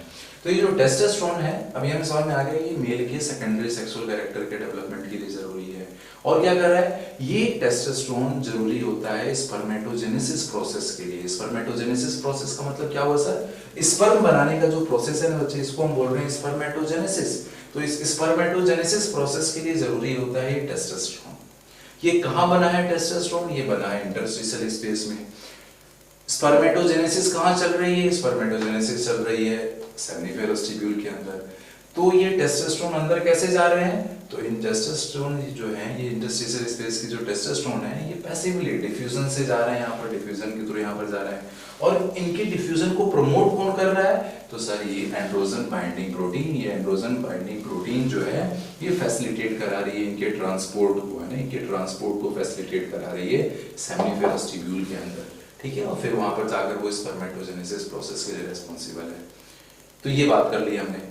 और यही स्पर्मेटोजेनेसिस प्रोसेस अगर बहुत ज्यादा हो रहा है, बहुत ही ज्यादा स्पर्म बन रहे हैं, तो रोकना पड़ेगा उनको। कैसे रोका जाएगा, अगर स्पर्मेटोजेनेसिस बहुत ज्यादा चल रहा है तो ये जो सर्टोली सेल है ये बना देती है इनहिबिन। क्या बना रही है, इनहिबिन। और ये जो इनहिबिन है ये क्या करेगा, इस स्पर्मेटोजेनेसिस प्रोसेस को स्टॉप करा दे रहा है, ठीक है, इस पे ब्रेक लगाने का काम कर रहा है। ये ब्रेक कैसे लगाएगा वो भी आगे हम डिस्कस करेंगे जब स्पर्मेटोजेनेसिस प्रोसेस बात कर लेंगे वहां पर। तो वहां पर देखेंगे इनहिबिन कैसे ब्रेक लगा रहा है, ठीक है। तो ये हमने बात कर ली बच्चे सेमिनिफेरस ट्यूब्यूल के बारे में, क्या क्या चीजें हैं। हमारी एनसीईआरटी एक और पॉइंट बताती है हमें, हमारी एनसीईआरटी बोलती है कि जो इंटरस्टिशियल स्पेस है, इस इंटरस्टिशियल स्पेस में कुछ इम्यूनोलॉजिकल कॉम्पिटेंट सेल पाई जाती हैं। क्या पाई जा रही है यहाँ पर, कुछ इम्यूनोलॉजिकल कॉम्पिटेंट सेल पाई जा रही है। क्या काम होता है इम्यूनोलॉजिकल कॉम्पिटेंट सेल का, तो ये जो इम्यूनोलॉजिकल कॉम्पिटेंट सेल है ये हमारी जर्म सेल को प्रोटेक्ट कर रही है। क्यों जर्म सेल को प्रोटेक्ट करना है, क्योंकि जो जर्म सेल हैं ये एक्स्ट्रा एम्ब्रियोनिक इन ओरिजिन है, एम्ब्रियो के बाहर से आई हैं। बाहर से आई हैं तो सर हमारी बॉडी का जो इम्यून सिस्टम है इनको तो किल कर देगा, इनको तो डिस्ट्रॉय कर देगा सर। तो हमारी बॉडी के इम्यून सिस्टम से बचाने का काम कर रही है ये जो इम्यूनोलॉजिकल कॉम्पिटेंट सेल इस इंटरस्टिशियल स्पेस में जो प्रेजेंट है। तो ये जो इम्यूनोलॉजिकल कॉम्पिटेंट सेल है क्या कर रही है, they protect germ cell from auto immune attack, they protect the germ cell from auto immune attack. चलिए अब आपसे एक क्वेश्चन और यहाँ पर पूछा जाता है, आपसे पूछा जाता है कि ये जो सेमिनिफेरस ट्यूब्यूल है यहाँ पर किस किस तरह की सेल मिलेंगी, तो आप कहना यहाँ पर हमें दोनों तरह की सेल देखने को मिलेंगी। सेमिनिफेरस ट्यूब्यूल में हमें डिप्लॉइड सेल भी मिलेगी, यहाँ पर हमें हैप्लॉइड सेल भी मिलेगी, ठीक है। डिप्लॉइड सेल कौन है, तो ये सर्टोली सेल, ये आपकी क्यूबॉइड सेल, ये आपकी डिप्लॉइड सेल है। हैप्लॉइड सेल कौन सी है, तो ये आपका जो स्पर्म यहाँ पर बना है बच्चे, ये स्पर्म हैप्लॉइड है। तो सेमिनिफेरस ट्यूब्यूल में डिप्लॉइड भी मिल रहा है, हैप्लॉइड भी मिल रहा है। और इन सेमिनिफेरस ट्यूब्यूल के अंदर इनकी इंटरनल लाइनिंग में दो तरह की सेल मिल रही है, क्यूबॉइड सेल और कोलुमिनर सेल। सर्टोली सेल हमारी कोलुमिनर होती है और ये जर्म सेल हमारे जो क्यूबॉइड सेल्स है बच्चे, ठीक है। और ये जो सर्टोली सेल है ये एक्स्ट्रा एम्ब्रियोनिक ओरिजिन वाली नहीं है, ये गोनाड्स के अंदर ही बनी है, they are gonadal in origin, ठीक है। ये हमारे जो क्यूबॉइड सेल है ये एक्स्ट्रा एम्ब्रियोनिक इन ओरिजिन है, ठीक है। तो ये सारी चीजें हमने डिस्कस कर ली अपने सेमिनिफेरस ट्यूब्यूल के बारे में। एक और फंक्शन देख लीजिए अपनी सर्टोली सेल का बच्चे। ये जो सर्टोली सेल है ये क्या कर रही है, ये जो टेस्टोस्टेरोन है, ठीक है, जो टेस्टोस्टेरोन यहाँ पर बना है, ये स्मॉल अमाउंट ऑफ टेस्टोस्टेरोन को, ये स्मॉल अमाउंट ऑफ टेस्टोस्टेरोन को क्या कर रही है, एस्ट्रोजन में कन्वर्ट कर दे रही है। स्मॉल अमाउंट ऑफ टेस्टोस्टेरोन को ये एस्ट्रोजन में कन्वर्ट कर दे रही है। और ये स्मॉल अमाउंट ऑफ एस्ट्रोजन क्या कर रहा है, ये हमारी बॉडी का कोलेस्ट्रॉल लेवल मेंटेन कर रहा है, ठीक है। तो ये ब्लड कोलेस्ट्रॉल लेवल को मेंटेन करने के लिए रिस्पांसिबल है स्मॉल अमाउंट ऑफ एस्ट्रोजन, जो कि ये सर्टोलिस है टेस्टोस्टेरोन से बना रहे हैं कन्वर्ट करके उसको, ठीक है। तो अब बच्चे फीमेल के रिप्रोडक्टिव सिस्टम के बारे में डिस्कस कर लेते हैं। फीमेल के रिप्रोडक्टिव सिस्टम में भी पहले हम प्राइमरी सेक्स ऑर्गन के बारे में डिस्कस करेंगे, और फीमेल का प्राइमरी सेक्स ऑर्गन क्या था, ओवरी। तो ये देखिए ओवरी, ओवरी कहाँ पड़ी रहती हैं, ओवरी एब्डोमिनल कैविटी में ही पड़ी हुई है, ओवेरियन फोसा में, ठीक है। ओवेरियन फोसा में एब्डोमिनल कैविटी में ओवरी को रखा हुआ है। अब ये ओवरी जो है इसको सपोर्ट कहाँ से मिल रहा है, तो अभी हम जब फीमेल के सेकेंडरी सेक्स ऑर्गन पढ़ेंगे बच्चे, यूट्रस, फैलोपियन ट्यूब, तो वहां मैं बताऊंगा आपको ब्रॉड लिगामेंट के बारे में, ठीक है। तो जो ब्रॉड लिगामेंट है उन स्ट्रक्चर को सपोर्ट प्रोवाइड कर रहा है, और ये होता क्या है, ये पेरिटोनियल लिगामेंट है। ब्रॉड लिगामेंट जो होता है ये पेरिटोनियल लिगामेंट है जो कि सपोर्ट प्रोवाइड कर रहा है यूट्रस को, और इसी ब्रॉड लिगामेंट से ये ओवरी भी सस्पेंडेड है, यानी इसी ब्रॉड लिगामेंट से, इसी पेरिटोनियल लिगामेंट से ये ओवरी भी सस्पेंडेड है। अब इन ओवरी को कैसे सस्पेंड किया गया इस ब्रॉड लिगामेंट से, तो with the help of this mesovarium, mesovarium को बोल रहे हैं ओवेरियन स्टॉक, क्या बोल रहे हैं इसको, ओवेरियन स्टॉक। जो ये मेसोवेरियम क्या होता है बच्चे, तो ये भी पेरिटोनियल फोल्ड है जो कि इस ओवरी को सस्पेंड करा रहा है इस ब्रॉड लिगामेंट से, ठीक है। इस पेरिटोनियल लिगामेंट से ये पेरिटोनियल फोल्ड जो कि मेसोवेरियम है इस ओवरी को सस्पेंड करा रहा है, इसलिए इसको बोल रहे हैं ओवेरियन स्टॉक, क्या बोल रहे हैं इसको, ओवेरियन स्टॉक। और इसी पेरिटोनियल फोल्ड के थ्रू ये एक रास्ता भी प्रोवाइड कर रहा है किस चीज के लिए, तो जो भी इस ओवरी से आने जाने वाली ब्लड वेसल्स हैं, नर्व्स हैं, लिम्फेटिक्स हैं, तो ब्लड वेसल्स है ना, नर्व्स, लिम्फेटिक्स इसी से आ और जा रही हैं अपने इस ओवेरियम से। तो ये हमने देख लिया बच्चे कैसे सस्पेंडेड है। अब ओवरी के इंटरनल स्ट्रक्चर के बारे में डिस्कस कर लेते हैं। तो ओवरी के चारों तरफ क्या मिल रही है, ये विसरल पेरिटोनियम की लेयर हमें यहाँ पर मिल रही है, ठीक है। और देखिए अब ओवरी की जब अंदर हम जाएंगे तो क्या मिलेगा सर, ओवरी की जब हम अंदर जाते हैं तो यहाँ पर इनकी जो वॉल है, ओवरी की जो वॉल है, इन ओवरी की वॉल में ही क्या मिल रही है सर, इनकी इंटरनल लाइनिंग में क्या मिल रहे हैं, यहाँ पर क्यूबॉइडल सेल की लेयर मिलेगी हमें, यहाँ पर एक क्यूबॉइडल सेल की लेयर मिल रही है। और ये जो क्यूबॉइडल सेल की लेयर है इसे हम बोल रहे हैं क्यूबॉइडल जर्मिनल एपिथेलियम। ये एक्चुअली क्या है, ये जर्म सेल से बच्चे, ये जर्म सेल हैं जो कि क्या बना कर देंगे, फीमेल गैमेट, यही जर्म सेल फीमेल गैमेट बना रही है, ठीक है। तो यहाँ पर आपको जर्म सेल की यहाँ पर लेयर मिल रही है, ठीक है, क्यूबॉइडल जर्मिनल एपिथेलियम बोल रहे हैं। और ये भी जो जर्म सेल है, यहाँ भी जो ये जो जर्म सेल है ये भी एक्स्ट्रा एम्ब्रियोनिक इन ओरिजिन होगी, they are also extra embryonic in origin, ठीक है। ये भी कैसी हैं, they are extra embryonic in origin, ठीक है। अब देखिए उसके नीचे के क्या मिलेगी आपको, इस जर्म लेयर के नीचे क्या मिल रही है, यहाँ पर एक व्हाइट फाइब्रस कनेक्टिव टिश्यू की लेयर मिल रही है, व्हाइट फाइब्रस कनेक्टिव टिश्यू की यहाँ की लेयर मिल रही है हमें, जिसे हम बोल रहे हैं ट्यूनिका एल्बोजिनिया। ये व्हाइट फाइब्रस कनेक्टिव टिश्यू की लेयर है यहाँ पर, ठीक है। अब इसके अंदर जाएंगे तो क्या मिलेगा, पूरा का पूरा जो कंपार्टमेंट मिल रहा है, इस कंपार्टमेंट को हम बोलते हैं स्ट्रोमा ऑफ द ओवरी। इस कंपार्टमेंट को क्या बोल रहे हैं हम, कि ये ओवरी का स्ट्रोमा है। और इस स्ट्रोमा को फर्दर दो रीजन में डिवाइड कर देते हैं हम, जो बाहर पेरिफेरी का जो रीजन है उसे हम बोलते हैं कॉर्टेक्स, और जो सेंटर का जो रीजन है उसे हम बोल रहे हैं मेडुला, ठीक है। और ये जो कॉर्टेक्स का रीजन है, जो पेरिफेरी का रीजन है, इसमें आपको ओगोनिया मिलेंगी, ठीक है। इसमें क्या मिलेगा आपको, ओगोनिया, ओसाइट्स, ओवेरियन फॉलिकल्स, ये सारी चीजें आपको ये कॉर्टेक्स वाले रीजन में मिलेंगी। क्या होते हैं ये ओगोनिया, क्या है ओसाइट, क्या है ओवेरियन फॉलिकल्स, क्या है, थोड़ा सा वेट करते हैं, अभी हम आगे डिस्कस कर लेंगे सारी चीजें। तो ये कॉर्टेक्स में हमें ये सारी चीजें मिल रही हैं, ओगोनिया, ओवेरियन फॉलिकल, ये सारी चीजें मिल रही हैं। और जो सेंटर का रीजन है जिसे हम मेडुला बोल रहे हैं, इस सेंटर वाले रीजन में क्या मिलेंगे, तो हमें लिम्फेटिक्स, नर्व्स, ब्लड सप्लाई, ये सारे कनेक्टिव टिश्यू जो है हमारे इस मेडुला रीजन में रखी हुई हैं। तो क्या देखा हमने, जो ट्यूनिका एल्बोजिनिया है इसके अंदर के जो पूरा का पूरा एरिया है उसको हम क्या बोल दे रहे हैं, स्ट्रोमा, ओवरी का स्ट्रोमा बोल दिया। और इस स्ट्रोमा को आप लोगों ने दो पार्ट में डिवाइड कर दिया, पेरिफेरी वाला जो रीजन है उसको हम बोल रहे हैं कॉर्टेक्स, सेंटर का जो रीजन है उसे हम बोल रहे हैं मेडुला। कॉर्टेक्स में क्या मिलेंगे आपको, ओगोनिया, ओसाइट, ओवेरियन फॉलिकल, ये सारी चीजें आपको ये पेरिफेरी मिल रही हैं, कॉर्टेक्स में मिलेंगी।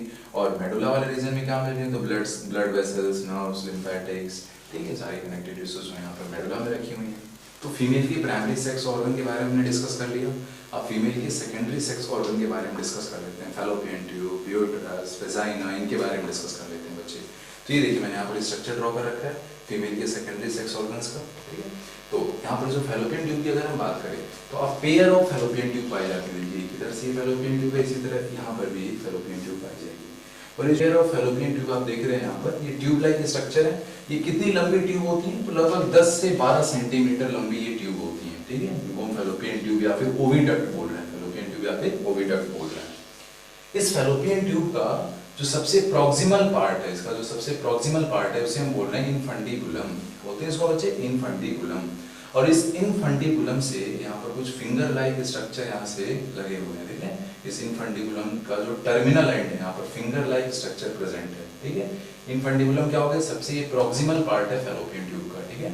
और इस इनफंडिबुलम से भी, इनफंडिबुलम के टर्मिनल एंड पर क्या देख रहे हैं आप, ये finger like structure. In finger like structure को बोलते हैं ओवेरियन फिब्रा, ठीक है। क्या बोल रहे हैं इनको, ओवेरियन फिब्रा। क्या काम है, तो अगर देखिए बच्चे, ये देखिए ये ओवरी हो गई, ये ओवरी हो गई, और ये देखो ये ब्रॉड लिगामेंट, अभी मैंने बताया था ब्रॉड लिगामेंट, अभी हम देखेंगे, डिस्कस करेंगे, ठीक है। ये ब्रॉड लिगामेंट, ये ब्रॉड लिगामेंट क्या कर रहा है, ये ब्रॉड लिगामेंट इस यूट्रस को सपोर्ट कर रहा है बच्चे। इसके अलावा और भी सारे लिगामेंट पाए जाते हैं, राउंड लिगामेंट, यूटेरोसैक्रल लिगामेंट, ठीक है। तो यहाँ पर एक मैंने यहाँ पर दिखाया आपको ब्रॉड लिगामेंट। क्या ये ब्रॉड लिगामेंट जो है बच्चे, ये पेरिटोनियल लिगामेंट होते हैं जो कि इस यूट्रस को सपोर्ट कर रहे हैं, ठीक है, इस यूट्रस को सपोर्ट कर रहे हैं। और इसी ब्रॉड लिगामेंट से हमने क्या किया था, ओवरी को सस्पेंड कर दिया था भाई, ओवेरियन स्टॉक, इसको मेसोवेरियम बोला था, वो सारी चीजें मैंने आपको पहले बता दी, ठीक है। तो अब देखिए जो ओवरी है, इस ओवरी से जो ओवम प्रोड्यूस होता है, इस ओवरी से जो ओवम प्रोड्यूस होता है, वो ओवम इस एब्डोमिनल कैविटी में रिलीज कर दिया जाता है, ठीक है, इस पेरिटोनियल कैविटी में। देखो ये पेरिटोनियल कैविटी है पूरी, है ना, पेरिटोनियल कैविटी है। तो यहाँ से ओवरी से जो ओवा रिलीज होती है, कैसे रिलीज हो रही है, oogenesis कैसे हो रहा है, ये सारी चीजें आगे भी हम डिस्कस करेंगे। जो ओवरी है बच्चे, इस ओवरी से जो एग रिलीज किया जा रहा है, जो फीमेल गैमेट रिलीज की जा रही है, वो कहाँ रिलीज की जाती है, तो ये सराउंडिंग में जो ये कैविटी दिख रही है आपको, ये खाली जगह जो दिख रही है, ये पेरिटोनियल कैविटी है बच्चे। और इसी पेरिटोनियल कैविटी में ओवम को रिलीज कर दिया जाता है। अब वो ओवम जब इस कैविटी में रिलीज किया गया है, लेकिन हमें तो क्या करना है, गैमेट का फ्यूजन कराना है, मेल गैमेट फीमेल गैमेट का फ्यूजन कराना है। और वो जो फ्यूजन है, मेल गैमेट फीमेल गैमेट का जो फ्यूजन है, वो इस फैलोपियन ट्यूब में होता है। फैलोपियन ट्यूब में भी कहाँ हो रहा है, अगर कोई पूछेगा तो कहोगे आप एम्पुला में। जो एम्पुला का जो रीजन है बच्चे, इस एम्पुला वाले रीजन में मेल गैमेट और फीमेल गैमेट का फ्यूजन होता है, यहाँ पर फर्टिलाइजेशन हो रहा है। यानी जो ये एग इस पेरिटोनियल कैविटी में रिलीज किया जा रहा है, उसे कहाँ लेकर जाना पड़ेगा, एम्पुला तक लेकर जाना पड़ेगा, देख रहे हैं। तो उस एग को इस कैविटी से कलेक्ट करने के लिए, ठीक है, वो जो एग यहाँ पर इस कैविटी में रिलीज हुआ है, उसको यहाँ से उठाने के लिए ये फिंगर लाइक स्ट्रक्चर यहाँ पर प्रेजेंट है, ओवेरियन फिब्रा यहाँ पर प्रेजेंट है। और जैसे यहाँ से एग रिलीज होता है, ओवुलेशन का जब टाइम आता है, अभी हम डिस्कस करेंगे आगे, तो वो जो हार्मोनल चेंजेस हो रहे हैं उसकी वजह से ये ओवेरियन फिब्रा है, जो फिंगर लाइक स्ट्रक्चर है, ये एक्टिव हो जाते हैं। ऐसे पड़े हुए, ये ऐसे कुछ स्ट्रक्चर, ऐसे ये एक्टिव हो जाते हैं और ये वाइब्रेट करना स्टार्ट कर देते हैं। ये वाइब्रेट करके क्या करते हैं, ये इस कैविटी के अंदर जो एग रिलीज किया गया है उसको रिसीव कर लेते हैं, ठीक है, उसको उन्होंने रिसीव कर लिया। अब इस इनफंडिबुलम के अंदर जो ओपनिंग है, उस ओपनिंग को बोल रहे हैं एब्डोमिनल ओस्टियम। तो ये एग जो है इस एब्डोमिनल ओस्टियम से होता हुआ निकल लेगा, कहां पर आ जाएगा सर, एम्पुला में। और इस एम्पुला में आ गया, अब यहीं पर क्या होगा सर, पहुंच जाएगा स्पर्म भी, और यहाँ पर फ्यूजन होगा दोनों गैमेट का, ठीक है। चलिए, तो ये बात हमें समझ में आ गई। नेक्स्ट यहाँ पर कुछ और स्ट्रक्चर है, वो देख लो आप। ये देखिए जो एम्पुला है, ठीक है, एम्पुला के बाद का जो पोर्शन है उसको हम क्या बोल रहे हैं, फैलोपियन ट्यूब का इस्थमस। तो ये जो इस्थमस है, ये मोस्ट डिस्टल पोर्शन हो गया, और ये फंडिबुलम क्या हो गया, ये मोस्ट प्रॉक्सिमल पोर्शन हो गया। तो ये मोस्ट प्रॉक्सिमल पोर्शन है, ये मोस्ट डिस्टल पोर्शन हो गया फैलोपियन ट्यूब का, ठीक है। इसके बाद भी, इस इस्थमस के बाद भी फैलोपियन ट्यूब का वो हिस्सा जो कि यूट्रस के अंदर घुसा हुआ है, देख रहे हैं, यूट्रस के अंदर जो एम्बेडेड है, इसको हम बोल रहे हैं इंट्राम्यूरल पार्ट। इसको हम बोल रहे हैं फैलोपियन ट्यूब का इंट्राम्यूरल पार्ट। और दोनों तरफ से फैलोपियन ट्यूब आकर किसके अंदर खुल गई, यूट्रस के अंदर खुल गई, ठीक है। और ये रहा यूट्रस, ठीक है, ये यूट्रस हो गया, ठीक है। यूट्रस को भी हम दो पार्ट में डिवाइड कर देते हैं, तो बॉडी बोल रहे हैं इसकी, और ये सर्विक्स बोल रहे हैं। तो ये जो अपर 2/3 पार्ट है, ये बॉडी हो गई यूट्रस का, ठीक है। लोअर 1/3 पार्ट है, ये सर्विक्स हो गई। इस बॉडी का भी ये जो बल्ज्ड पार्ट दिख रहा है आपको, ठीक है, ये बल्ज्ड पार्ट दिख रहा है फैलोपियन ट्यूब की, ये फैलोपियन ट्यूब जहां खुल रही है, इनके ऊपर का जो बल्ज्ड पोर्शन है, डोम शेप जो पोर्शन है, इसको हम बोलते हैं फंडस। क्या बोल रहे हैं इसको हम, फंडस, ठीक है। और ये मेन बॉडी हो गई पूरी, और ये सर्विक्स हो गया ना, लोअर जो 1/3 पार्ट है सर्विक्स हो गया ये। चलिए, अब और यहाँ पर कुछ स्ट्रक्चर है, उनको देख लेते हैं। ये देखिए, ये जो ओवरी है, ये ओवरी है बच्चे, दोनों साइड में ऐसे ओवरी यहाँ पर पड़ी हुई है, ठीक है, ओवरी यहाँ पर पड़ी हुई है। और इन ओवरी को यूट्रस से अटैच करने के लिए यहाँ पर ये ओवेरियन लिगामेंट लगा रखा है। ये ओवेरियन लिगामेंट क्या कर रहा है, इन यूट्रस की वॉल से ओवरी को अटैच कर रहा है सपोर्ट प्रोवाइड करने के लिए, ठीक है। ब्रॉड लिगामेंट से तो हम लोगों ने मेसोवेरियम की हेल्प से वो जो पेरिटोनियल फोल्ड था मेसोवेरियम उससे अटैच कर रखा है, इधर से हमने इससे अटैच कर दिया, ठीक है। और यहाँ पर देखिए ये थ्रेड लाइक स्ट्रक्चर, ये पैराफोरॉन, ये इपोफोरॉन, याद कीजिए मैंने बताया था कि इपोफोरॉन जो ये थ्रेड लाइक स्ट्रक्चर होता है ये फैलोपियन ट्यूब और ओवरी के बीच में होता है। पैराफोरॉन जो थ्रेड लाइक स्ट्रक्चर है ये यूट्रस और ओवरी के बीच में होता है, ठीक है। तो ये थ्रेड लाइक स्ट्रक्चर हो गई, सब सपोर्ट करने के लिए यहाँ पर, ठीक है। जो भी स्ट्रक्चर है इसको सपोर्ट प्रोवाइड करने के लिए सारी चीजें यहाँ पे प्रेजेंट है। और यूट्रस के पार्ट के बारे में हमने देख ही लिया बच्चे, जो अपर 1/3 पार्ट, अपर जो 2/3 पार्ट है उसको हम बोल रहे हैं body of the uterus, lower 1/3 part है उसको हम बोल रहे हैं सर्विक्स, और ये बीच में जो कैविटी है ना, this is the uterine cavity, uterine cavity हो गई, ठीक है। अब देखिए ये यूटेराइन कैविटी और सर्विक्स के बीच की जो ये ओपनिंग है इसको हम बोल रहे हैं इंटरनल ऑस, क्या बोल रहे हैं इसको, इंटरनल ऑस। और सर्विक्स आगे किसमें कंटिन्यू हो जाएगी, वेजाइना में खुल गई जाकर, ये देखिए वेजाइना हो गई है ना, ये वेजाइना है, तो ये सर्विक्स किसमें खुल गई बच्चे, वेजाइना में खुल गई। और इस सर्विक्स और वेजाइना के बीच में ये जो ओपनिंग दिख रही है इसको आप बोल देंगे एक्सटर्नल ऑस, ठीक है, इसको आपने बोल दिया एक्सटर्नल ऑस। नेक्स्ट सर्विक्स की और अगर हम बात करें बच्चे, सर्विक्स की जो इंटरनल लाइनिंग है इसमें म्यूकोजल फोल्ड पाए जा रहे हैं, इसके इंटरनल लाइनिंग में जो म्यूकोजल फोल्ड है, इन म्यूकोजल फोल्ड को हम बोल रहे हैं आर्बर बीटा यूटेराई, क्या बोल रहे हैं, आर्बर बीटा यूटेराई। क्या होता है आर्बर बीटा यूटेराई, तो सर्विक्स की जो इंटरनल लाइनिंग है, यहाँ की जो इंटरनल म्यूकोजल फोल्ड है, सर्विक्स के जो इंटरनल म्यूकोजल फोल्ड है इनको बोल रहे हैं आर्बर बीटा यूटेराई, ठीक है। और ये सर्विक्स किसमें खुल गई, वेजाइना में खुल गई। वेजाइना में देखो मैंने पीएच लिखा हुआ है 4 to 5 पीएच, ये 4 to 5 पीएच कैसे हो रहा है, तो वेजाइना के अंदर बच्चे एडल्ट फीमेल की बात करें तो यहाँ पर बैक्टीरिया पाई जा रही है, लैक्टोबैसिलस बैक्टीरिया पाई जा रही है। जो लैक्टोबैसिलस बैक्टीरिया है ये यहाँ का जो ग्लाइकोजन है उस ग्लाइकोजन को लैक्टिक एसिड में कन्वर्ट कर रही है, ठीक है। तो इस कन्वर्जन के द्वारा इनको जो न्यूट्रिशन मिल रहा है इनका काम चल जा रहा है, और ये लैक्टिक एसिड प्रोड्यूस होने की वजह से यहाँ का वेजाइना का पीएच जो है वो एसिडिक है, एक तरह का प्रोटेक्शन के लिए बनाया गया सब मैकेनिज्म पढ़ा हुए हैं हेल्थ एंड डिजीज चैप्टर में, ठीक है। ये फिजियोलॉजिकल मैकेनिज्म है, फिजियोलॉजिकल बैरियर का काम कर रहा है, ठीक है, वेजाइना का जो एसिडिक पीएच है। और ये जो वेजाइना जो है बच्चे ये बॉडी के सरफेस पे जाकर खुल जाएंगे, फीमेल की एक्सटर्नल जेनिटलिया इसके बाद हम डिस्कस करेंगे, तो हम देखेंगे कि ये जो वेजाइना जो है ये वेजाइनल ओरिफिस के थ्रू जाकर खुल गई है, फीमेल की एक्सटर्नल जेनिटलिया बॉडी के सरफेस पे जाकर ओपनिंग हो गई इनकी, ठीक है। तो वो सारी चीजें भी आगे हम देखते हैं। और यहाँ पर देखिए बच्चे जो ये ओपनिंग है वेजाइना की, जो ओपनिंग है वेजाइनल ओरिफिस अभी देखेंगे, उन्हीं का कुछ और डक्ट्स की ओपनिंग दिखेंगी, एक्सटर्नल जेनिटलिया सरफेस पे कुछ और डक्ट्स की आपको ओपनिंग दिखेंगी, अभी हम देखेंगे सारे स्ट्रक्चर को। तो वो किस ग्लैंड के डक्ट है बच्चे, तो वो बार्थोलिस ग्लैंड जो है उनके डक्ट की ओपनिंग यहाँ पर है, ये जो सिक्रेट कर रहे हैं लुब्रिकेशन का काम कर रहे हैं during the time of sexual excitement, ठीक है, तो ये लुब्रिकेट कर रहे हैं वेजाइनल ओपनिंग को, ठीक है। नेक्स्ट फिर देखिए बच्चे वेजाइना के बारे में अगर और हम डिस्कस करें तो वेजाइना जो है फीमेल की एक कॉपुलेटरी ऑर्गन है, ठीक है, फीमेल का ये कॉपुलेटरी ऑर्गन है, ठीक है। It is a fibromuscular organ, female का कॉपुलेटरी ऑर्गन है, ठीक है, फाइब्रोमस्कुलर ऑर्गन, ठीक है। इस वेजाइना के अंदर कोई भी ग्लैंड देखने को नहीं मिलेगी, it is a non glandular structure, कोई ग्लैंड प्रेजेंट नहीं है यहाँ पर। तो ग्लैंड प्रेजेंट नहीं है तो सिक्रेशंस कहाँ से आ रहे हैं वेजाइना में, तो ये जो म्यूकोसा है, ये जो आपकी सर्विक्स है, सर्विक्स की जो इंटरनल म्यूकोजल फोल्ड है, इन इंटरनल म्यूकोजल फोल्ड का जो सिक्रीशन है वही पास किया जा रहा है वेजाइना में, ठीक है, वही वेजाइना में सिक्रेट किया जा रहा है, ठीक है।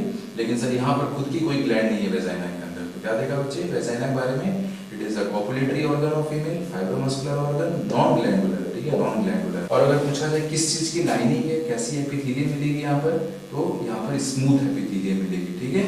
जैसे sir stratified squamous epithelium, stratified squamous epithelium यहाँ पर प्रेजेंट होती है, ठीक, non keratinising stratified squamous epithelium मिलेगी आपको वेजाइना की इंटरनल लाइनिंग में, ठीक है। और यहाँ पर सबसे इंपॉर्टेंट जो काम चल रहा है वो क्या है, कैपेसिटेशन ऑफ स्पर्म, यहाँ पर क्या चल रहा है, कैपेसिटेशन ऑफ स्पर्म, ये सबसे इंपॉर्टेंट काम जो है वेजाइना के अंदर जो चल रहा है, that is the capacitation of sperm यहाँ पर हो रहा है, ठीक है। तो ये कुछ हमने डिस्कस कर लिया जो आपसे क्वेश्चन पूछे जाते हैं। इंपॉर्टेंट क्वेश्चन यहाँ पर बन जाता है बच्चे, histology of fallopian tube and uterus, इसकी हिस्टोलॉजी के बारे में बात कर लेते हैं। तो ये देखिए ये जो फैलोपियन ट्यूब है, अगर हम फैलोपियन ट्यूब की बात करें तो ये जो फैलोपियन ट्यूब है बच्चे, इस फैलोपियन ट्यूब के अंदर क्या पास कर रही है, एग पास कर रहा है, ठीक है, एग पास कर रहा है। एग कैसा होता है, नॉन मोटाइल होता है, तो जब एग नॉन मोटाइल है इसको यहाँ पर पास करने तो कैसे पास कराया जा रहा है, तो अगर हम इसकी वॉल की बात करें, फैलोपियन ट्यूब की वॉल देखें बच्चे, तो 3 लेयर मोटी वॉल होती है, 3 लेयर देखने को मिलेगी वॉल में आपको, ठीक है। जो सबसे बाहर वाली जो है विसरल पेरिटोनियम इसकी है, सबसे बाहर वाली विसरल पेरिटोनियम, इसको हम सिरोसा लेयर बोल रहे हैं, एडवेंटिशिया बोल रहे हैं। तो ये एडवेंटिशिया और सिरोसा बोल दिया इसको, सबसे जो बाहरी लेयर है इसकी, ठीक है, ये विसरल पेरिटोनियम जो इसकी। और जब बाहर से अंदर आएंगे तो जो मिडिल लेयर है, मिडिल लेयर कैसी लेयर है, तो ये मसल की लेयर होती है। मिडिल लेयर जो है ये मसल की लेयर होती है, बहुत ही थिन पतली सी लेयर है, ये बहुत ही कम मसल यहाँ पर प्रेजेंट है, जरूरत ही नहीं है उतना यहाँ पर कोई कॉन्ट्रैक्शन वाइड उतना कराना नहीं, तो थिन मसल की लेयर होती है बीच की जो, ठीक है। नेक्स्ट, अगर ये जो इनर मोस्ट लेयर है, इनर मोस्ट सबसे अंदर वाली लेयर जो है फैलोपियन ट्यूब की, ये किसकी बनी हुई है, तो फैलोपियन ट्यूब की जो इनर मोस्ट लेयर है बच्चे, ये सिंपल कोलुमनर एपिथेलियम होती है। It is simple columnar epithelium. और इसके साथ साथ और क्या मिलेगा, इनर मोस्ट लेयर में क्या मिलेगा आपको, सीलिया देखने को मिलेगी, कि जो ये कोलुमनर सेल्स हैं बच्चे ना, सबसे अंदर वाली जो कोलुमनर सेल्स हैं, इनमें आपको सीलिया भी देखने को मिल रही है, तो सीलिएटेड होती है। सीलिएटेड के साथ साथ कैसी होती हैं, सिक्रेटरी नेचर की होती है, सिक्रेटरी नेचर की होती है। तो जो इनर मोस्ट लेयर है, ये म्यूकस मेम्ब्रेन की लेयर जो है, इसकी बनी है कि सिंपल स्क्वेमस एपिथेलियम की बनी है, जो कि सीलिया भी मिल रही है, उसके साथ साथ सिक्रेटरी नेचर की है। क्यों जरूरत है सिक्रेशन की, क्योंकि इसके अंदर ये जो एग है, ठीक है, इसके अंदर जो हमें एग को आगे पास कराना है, ठीक है, फिब्रिया ने जो एग कलेक्ट किया है उसे हमें आगे एम्पुला तक लेकर जाना है बच्चे। फिर उसके बाद जाइगोट, जब यहाँ पर फर्टिलाइजेशन हो जाएगा, जाइगोट बनेगा, जाइगोट को भी आगे की तरफ लेकर जाना, हमें यूट्राइन कैविटी में लेकर आना है, ठीक है। तो इस एग के स्मूथ मूवमेंट के लिए, एग स्मूथली आगे पुश किया जाए, उसके लिए क्या हो रहा है, ये जो फैलोपियन ट्यूब है उसकी इंटरनल लाइनिंग जो है वो सीलिएटेड है, सीलिया प्रेजेंट है वहां पर, वो कोऑर्डिनेटेड वे में मूव करेंगी, बीट करेंगे, सिंक्रोनाइज वे में बीट करेंगे, और ये एग को आगे की तरफ पुश किया जाएगा। उसके साथ साथ सिक्रेटरी नेचर की भी है, वो फ्लूइड सीक्रेट कर रही है, फ्लूइड सीक्रेट कर रही है, तो वो जो एग है बच्चे, वो पानी में तैरता हुआ, जो फ्लूइड सीक्रेट है उसमें तैरता हुआ आगे की तरफ मूव करता रहेगा। तो ये तो हमने बात कर ली हिस्टोलॉजी ऑफ फैलोपियन ट्यूब के बारे में। तो आउटर मोस्ट जो विसरल लेयर है, सिरोसा और एडवेंटिशिया बोल रहे हैं, बीच की मसल की लेयर है ना, थिन स्मूथ मसल की लेयर पाई जा रही है। सबसे अंदर अगर हम बात करें तो क्या मिल रही है हमें, सिंपल कोलुमनर एपिथेलियम मिल रही है, सीलिएटेड लेयर है ना, सीलिया मिल रही है, सिक्रेटरी नेचर की सेल्स हैं। नेक्स्ट, तो बच्चे फैलोपियन ट्यूब की हिस्टोलॉजी देख ली, अब हम यूट्रस की हिस्टोलॉजी देख लेते हैं, ठीक है। यूट्रस की जो वॉल है इनके बारे में बात कर लेते हैं। तो बाकी सारी चीजें मैं हटा देता हूँ कि वो हमने सब कुछ देख लिया है, ठीक है। ये देखिए, तो अगर हम यूट्रस की बात करें बच्चे, ठीक है, यूट्रस की अगर हम बात करें तो इसकी जो सबसे बाहरी लेयर है, यूट्रस की सबसे बाहरी जो विसरल लेयर है, इसको हम बोल रहे हैं पेरीमेट्रियम, ठीक है। यूट्रस की सबसे बाहरी जो विसरल लेयर है, इसको हम क्या बोल रहे हैं, विसरल पेरिटोनियम की जो लेयर यहाँ पर है, इसको हम बोल रहे हैं पेरीमेट्रियम, ठीक है।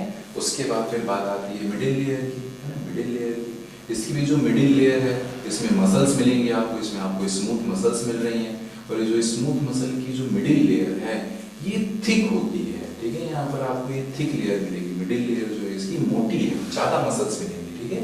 तो इसकी जो मिडिल लेयर, इसको हम बोल रहे हैं मायोमेट्रियम, क्या बोल रहे हैं इसको, मायोमेट्रियम। इसमें हमें स्मूथ मसल मिल रही है, ठीक है, और मोटी लेयर है मायोमेट्रियम।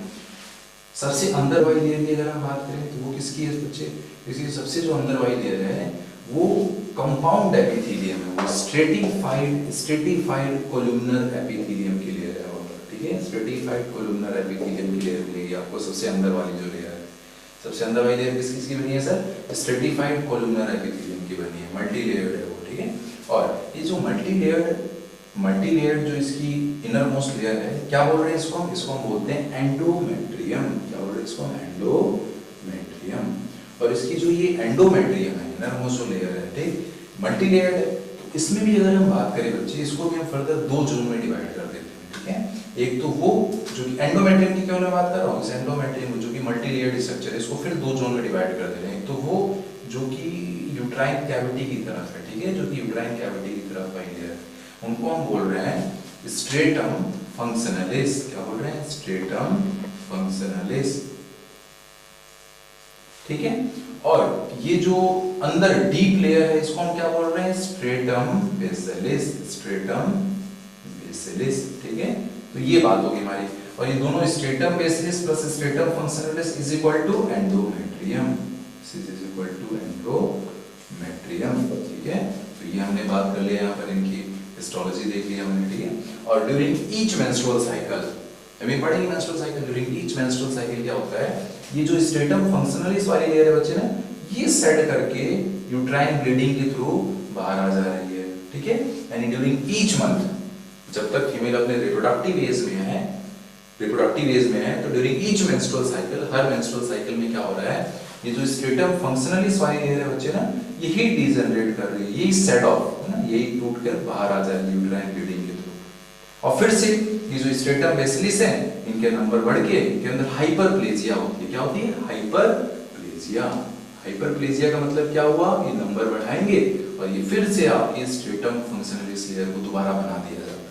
तो स्ट्रेटम बेसिलिस के अंदर क्या हो रही है, हाइपरप्लेजिया, ठीक है। हाइपरप्लेजिया, हाइपरप्लेजिया का मतलब होता है बच्चे नंबर बढ़ा रहे हैं, नंबर बढ़ाकर क्या करेंगे, दोबारा से हर महीने स्ट्रेटम फंक्शनलिस बना रहे हैं, फिर से हर मेंस्ट्रुअल ब्लीडिंग के टाइम पर फिर से ये सेट होकर नीचे आ जाती है, फिर से इनको बनाया जा रहा है, ठीक है। वहीं अगर आपसे पूछा जाए जो मायोमेट्रियम है बच्चे, मायोमेट्रियम, ये मायोमेट्रियम की थिकनेस भी बढ़ती है हर मेंस्ट्रुअल साइकिल में। क्या हो रहा है अभी हम देखेंगे, ये मायोमेट्रियम की जो लेयर है, मसल वाली लेयर है, इसकी भी थिकनेस बढ़ती है, भी मोटी होती है और मोटी हो जाती है हर महीने ये। तो इसके अंदर ये मोटाई कैसे बढ़ रही है, तो इसके अंदर हाइपरट्रॉफी होती है, हाइपरट्रॉफी। हाइपरट्रॉफी का मतलब क्या होता है, हाइपरट्रॉफी का मतलब होता है साइज बढ़ना, ठीक है। हाइपरट्रॉफी का मतलब होता है साइज बढ़ना। तो मायोमेट्रियम का साइज बढ़ता है, इनका साइज इंक्रीज होता है, ठीक है। और ये जो एंडोमेट्रियम है, एंडोमेट्रियम के अंदर क्या हो रहा है, इनके अंदर नंबर बढ़ता है, इनके अंदर क्या हो रहा है, नंबर बढ़ रहा है। तो उसको नंबर के बढ़ने को हम बोलते हैं, अगर नंबर बढ़ रहा है तो बोलते हैं हाइपरप्लेजिया, साइज बढ़ रहा है तो बोलते हैं हाइपरट्रॉफी। तो मायोमेट्रियम में हाइपरट्रॉफी होती है और एंडोमेट्रियम में हाइपरप्लेजिया हो रही है। तो ये हमने यूट्रस की हिस्टोलॉजी देख ली, फैलोपियन ट्यूब की हिस्टोलॉजी देख ली। यूट्रस की आउटर मोस्ट लेयर क्या बोल रहे हैं, पेरीमेट्रियम, मिडिल लेयर को मायोमेट्रियम, और जो इनर मोस्ट लेयर है, ये स्ट्रेटिफाइड कोलुमनर एपिथेलियम की जो लेयर है, इसको हम बोल रहे हैं एंडोमेट्रियम, ठीक है। और यही अगर आपसे पूछा जाए कि ये यूट्रस का शेप कैसा होता है बच्चे, तो यूट्रस का ह्यूमन फीमेल जो यूट्रस है, उसका शेप होता है inverted pear shape, inverted pear shape. तो ह्यूमन फीमेल का यूट्रस कैसा है सर, इनवर्टेड पियर शेप है। और ये सिंप्लेक्स यूट्रस बोल रहे हैं इसको, क्या बोल रहे हैं, simplex uterus. It is the most developed uterus, ठीक है। मोस्ट डेवलप्ड यूट्रस होता है सिंप्लेक्स यूट्रस। मेरे बच्चे क्या क्या देखा हमने, यूट्रस की अगर बात करें तो ह्यूमन फीमेल का जो यूट्रस है, it is simplex type of uterus, simplex type of uterus होता है ये ना। कैसे बना है इतना जानने की जरूरत नहीं है हमें। नेक्स्ट, शेप की अगर हम बात करें तो इनवर्टेड पियर शेप है, it is of inverted pear shape. और क्या क्वेश्चन हमसे पूछा जाता है बच्चे, तो most preferred site of implantation पूछा जाता है कि most preferred site of implantation क्या होती है, तो इट इज फंडस। तो fundus area is the most preferred site for implantation. क्यों, तो बिकॉज ऑफ थिकेस्ट एंडोमेट्रियम, सबसे मोटी एंडोमेट्रियम जो है वो फंडस एरिया में पाई जा रही है, इसलिए इसको मानते हैं it is the most preferred site of implantation. अब इम्प्लांटेशन क्या है, अभी आगे सब कुछ देखने वाले हो आप, इम्प्लांटेशन कैसे हो रहा है, किस तरह का इम्प्लांटेशन ह्यूमन के अंदर पाया जाता है, ठीक है। इम्प्लांटेशन का मतलब सिंपल सी बात है कि अभी जब फर्टिलाइजेशन हो गया, फर्टिलाइजेशन कहाँ पर होगा, एम्पुला में, तो जाइगोट बन जाएगा, फिर एम्ब्रियो, जाइगोट के अंदर फर्दर डिवीजन होगी तो एम्ब्रियो बनेगा। तो पूरा एम्ब्रियोलॉजिकल डेवलपमेंट के लिए, पूरी एम्ब्रियो के डेवलपमेंट के लिए उसको यूट्रस के अंदर एक पर्टिकुलर साइट पे अटैच करा देते हैं, ठीक है। तुम यहीं रहो, डेवलप हो, यूट्रस जो भी चाहिए वो प्लेसेंटा वगैरह बना देंगे, मदर और एम्ब्रियो के बीच में कुछ कनेक्शन बना देते हैं, इसको प्लेसेंटा बोलेंगे हम, ठीक है। और वो बना के उसको अटैच करा देते हैं यूट्रस में एक पॉइंट पर। तो मोस्ट प्रेफर्ड साइट कौन सी होती है उसको अटैच कराने के लिए एम्ब्रियो को फर्दर डेवलपमेंट के लिए, दैट इज फंडस, है फंडस। क्यों, क्योंकि वहाँ सबसे मोटी एंडोमेट्रियम है, तो उसको अच्छे से रहने के लिए जगह मिलेगी वहाँ पर, ठीक है। And most preferred site of fertilisation, तो अभी हमने देखा एम्पुला, अभी हमने देखा बच्चे की most preferred site of fertilisation that is ampulla, ठीक है। वेजाइना के बारे में अगर बात करें तो वेजाइना क्या, it is the female copulatory organ, female का कोपुलेटरी ऑर्गन है। कैसा होता है, it is non glandular fibromuscular organ, non glandular है, तो इसमें सिक्रीशंस कहाँ से आ रहे हैं, तो from the mucosal folds of the internal mucosal fold of cervix, so it receives secretions from the mucosal fold of the cervix। ऐसी epithelium है यहाँ पर, तो स्ट्रेटिफाइड स्क्वेमस एपिथेलियम पाई जाती है, ठीक है। और अगर आपसे पढ़ाने को बोला जाए तो कहते हैं कि non keratinised stratified squamous epithelium, ठीक है। नेक्स्ट, सबसे इंपॉर्टेंट काम क्या हो रहा है यहाँ पर, याद कीजिए हमने डीकैपेसिटेशन के बारे में बात किया था बच्चे। डीकैपेसिटेशन मैंने बोला था कहाँ पर बोला था, एपिडिडाइमिस में फंक्शनल मैचुरेशन करा रहे थे स्पर्म का। और ये कैपेसिटेशन कहाँ पर हो रहा है, इसको रीएक्टिवेट कहाँ किया जा रहा है स्पर्म को, तो वो वेजाइना के अंदर हो रहा है। वहां पर ही मैंने बताया था, जब आपको मैंने डीकैपेसिटेशन बताया था तो वही मैंने बोला था कि इसका फंक्शनल मैचुरेशन जो है वो वेजाइना के अंदर हो रहा है, ठीक है। तो उसको बोल रहे हैं कैपेसिटेशन। तो कैपेसिटेशन कहाँ पर होगा स्पर्म का? वेजाइना के अंदर, ठीक है। कैपेसिटेशन का मतलब क्या हो गया? रीएक्टिवेशन, उसकी एक्टिविटी दोबारा उसको दे दी जा रही है, दोबारा से वो मोटाइल हो जाएगा, ठीक है। तो ये रीएक्टिवेशन है, कहाँ पर होगा? वेजाइना के अंदर, ठीक है। वेजाइना का पीएच क्या था? 4 to 5। क्यों? क्योंकि वहाँ पर जो लैक्टोबैसिलस बैक्टीरिया है वो ग्लाइकोजन को लैक्टिक एसिड में कन्वर्ट कर रही है, जिसकी वजह से वहाँ का एसिडिक पीएच हो जा रहा है, ठीक है। और ये सर्विक्स प्लस वेजाइना, इसको हम बोल रहे हैं birth canal. Cervix plus vagina is equal to birth canal, क्योंकि यूट्रस, याद कीजिए यूट्रस के अंदर इम्प्लांटेशन हो गया, यहीं पर डेवलप हो रहा है, डेवलप होने के बाद उसको बाहर निकालना है। तो बाहर कहाँ से आएगा वो? ये सर्विक्स से पास करेगा, वेजाइना से पास करेगा, फिर बाहर आ जाएगा, ठीक है। तो इसलिए सर्विक्स प्लस वेजाइना को क्या बोल रहे हैं? बर्थ कैनाल, ठीक है। एक और क्वेश्चन आपसे पूछा जाता है, अभी मैंने बताया था कि वो जो ओवरी थी, ओवरी से जो एग रिलीज हो रहा था वो कहाँ रिलीज हो रहा था बताओ? पेरिटोनियल कैविटी के अंदर। और पेरिटोनियल कैविटी के अंदर जो रिलीज हुआ एग, उसको रिसीव करने के लिए तो फिम्ब्रा बनाई थी, आपकी फिम्ब्रा है ना, जो फिंगर लाइक स्ट्रक्चर बनाए थे हम लोगों ने फैलोपियन ट्यूब के प्रॉक्सिमल पार्ट के टर्मिनल एंड पर, जो फिंगर लाइक स्ट्रक्चर बनाए थे ना, बोला कि ये बीट करेंगे, इसको रिसीव कर लेंगे, ठीक है। तो ये जो ह्यूमन के अंदर, ह्यूमन फीमेल के अंदर जो एग रिलीज हो रहा है, एग कहाँ रिलीज हो रहा है? पेरिटोनियल कैविटी के अंदर रिलीज हो रहा है ना, बॉडी की कैविटी में रिलीज हो रहा है। तो इसलिए इस एग को बोलते हैं सिलोमिक एग। तो ह्यूमन फीमेल का जो एग है उसको क्या बोल रहे हैं? Coelomic egg. क्यों सिलोमिक एग बोल रहे हैं? क्योंकि ये बॉडी की कैविटी में रिलीज हो रहा है ना, बॉडी कैविटी में रिलीज हो रहा है, ये पेरिटोनियल कैविटी में रिलीज हो रहा है, यहाँ से उठाया जा रहा है, ठीक है। ये डायरेक्टली किसी ट्यूब में नहीं डालकर, डक्ट में डालकर, ट्यूब में डाला नहीं जा रहा है, ठीक है, बल्कि फ्री स्पेस में इसको रिलीज किया जा रहा है। तो इसलिए इसको बोलते हैं सिलोमिक एग। तो human female egg is called coelomic egg. क्यों? क्योंकि ये बॉडी की पेरिटोनियल कैविटी में रिलीज हो रहा है, ठीक है, बॉडी कैविटी में रिलीज हो रहा है और यहाँ से इसको उठाया जा रहा है। तो ये जो हिस्टोलॉजी देखी बच्चे हमने फैलोपियन ट्यूब और यूट्रस की, उसको भी लिख लेते हैं यहाँ पर। जो आउटर मोस्ट लेयर है विसरल पेरिटोनियम की लेयर है, ठीक है। फैलोपियन ट्यूब में सिरोसा और एडवेंटिशिया बोल रहे हैं, यूट्रस में उसको हम बोल रहे हैं पेरीमेट्रियम। मिडिल लेयर जो है स्मूथ मसल की लेयर है, फैलोपियन ट्यूब में थिन है, यूट्रस के अंदर थिक लेयर है। थिक क्यों बनाई, इतनी ज्यादा मसल्स क्यों रखी हमने? थोड़ा सा वेट करो, जैसे जैसे आगे चलेंगे सारी चीजें हमें समझ में आ जाएंगी, ठीक है। क्यों इतनी मोटी लेयर बनाई गई यहाँ पर? इसको हम क्या बोल रहे हैं? मायोमेट्रियम बोल रहे हैं। और क्या हो रहा है यहाँ पर? हाइपरट्रॉफी हो रही है, ठीक है। इसमें हाइपरट्रॉफी देखने को मिलती है, इनका साइज बढ़ता है। हाइपरट्रॉफी का मतलब क्या होता है? साइज बढ़ रहा है इनका, ठीक है। कब बढ़ेगा, कैसे बढ़ेगा, वो सारी चीजें मैं आपको आगे सारे प्रोसेस के साथ दिखाऊंगा सब कुछ, ठीक है। नेक्स्ट, इनर मोस्ट जो लेयर है इसको हम बोल रहे हैं म्यूकस मेम्ब्रेन की लेयर है। इनर मोस्ट लेयर जो है म्यूकस मेम्ब्रेन की लेयर है। फैलोपियन ट्यूब की जो इनर मोस्ट लेयर है सिंपल कोलुमनर एपिथेलियम की लेयर है। कैसी है सर? सिंपल कोलुमनर एपिथेलियम की लेयर है वो। और ये सिलिएटेड और सिक्रीटरी सेल्स है, वहां पर उनकी जो सेल्स है they are ciliated and secretory, यानी सिलिएटेड सिंपल कोलुमनर एपिथेलियम है जो कि सिक्रीशन भी कर रही है, जिसके कारण फ्लूइड सिक्रीट हो रहा है, ठीक है। तो पानी में डुबा दिया एक को, सीलिया मूव करके आगे की तरफ भेज रही है उसको, ठीक है। और यहाँ पर अगर हम यूट्रस की बात करें तो यूट्रस की जो इनर मोस्ट लेयर है वो कैसी है? वो मल्टी लेयर है, वो स्ट्रेटिफाइड कोलुमनर एपिथेलियम है, ठीक है। It is stratified columnar epithelium, multi layered structure है, ठीक है। और उसके अंदर भी हमने उसको फर्दर दो जोन में डिवाइड किया था, याद कीजिए, स्ट्रेटम बेसिलिस, स्ट्रेटम फंक्शनलिस। स्ट्रेटम फंक्शनलिस हर महीने यही सेट हो रही है मेंस्ट्रुअल ब्लीडिंग के दौरान, और स्ट्रेटम बेसिलिस के अंदर दोबारा से डिवीजन करा रहे हैं। क्या करा रहे हैं? इनके नंबर बढ़ा रहे हैं, हाइपरप्लेजिया करके नंबर बढ़ रहा है, और ये दोबारा से स्ट्रेटम फंक्शनलिस बना दे रहे हैं। और ये stratum basalis plus stratum फंक्शनलिस, overall जो मोटी लेयर है उसको हम बोलते हैं एंडोमेट्रियम। ये ओवरऑल जो मोटी लेयर है उसको हम बोल रहे हैं एंडोमेट्रियम। तो ये हमने बात कर ली histology of fallopian tube and uterus के बारे में। तो जब फीमेल की एक्सटर्नल जेनेटेरिया के बारे में डिस्कस कर लेते हैं। और फीमेल की एक्सटर्नल जेनेटेरिया को क्या बोलते हैं बच्चे? वल्वा बोल रहे हैं। क्या बोल रहे हैं? वल्वा। क्या क्या स्ट्रक्चर प्रेजेंट है फीमेल की एक्सटर्नल जेनेटेरिया में? अगर हम बात करें तो ये देखिए, यहाँ पर मैंने कुछ यहाँ पर स्ट्रक्चर मेंशन किए हुए हैं। Mons veneris, labia majora, labia minora, hymen, ये वेजाइनल ओरिफिस, यूरेथ्रल ओरिफिस, है ना। तो क्या है ये स्ट्रक्चर, वो डिस्कस करते हैं। ये मॉन्स वेनेरिस कहाँ की एरिया है? तो ये बच्चे जो प्यूबिस बोन होती है, प्यूबिस बोन के सामने की एरिया होती है, ठीक है। It is present in front of the pubic bone. Pubis bone के सामने की एरिया है ये मॉन्स वेनेरिस। क्या प्रेजेंट होता है यहाँ पर? यहाँ पर बच्चे फैटी टिश्यू पाए जाते हैं। फैटी टिश्यू का कुशन होता है, it is a cushion of fatty tissue, है ना। और अगर एडल्ट फीमेल होगी तो यहाँ पर प्यूबिक हेयर देखने को मिलेंगे। एडल्ट फीमेल है तो क्या मिलेंगे? प्यूबिक हेयर मिलेंगे। क्या है sir? It is a cushion of fatty tissue. कहाँ पर प्रेजेंट है ये fatty tissue cushion? In front of pubis, pubis bone के सामने प्रेजेंट है ना।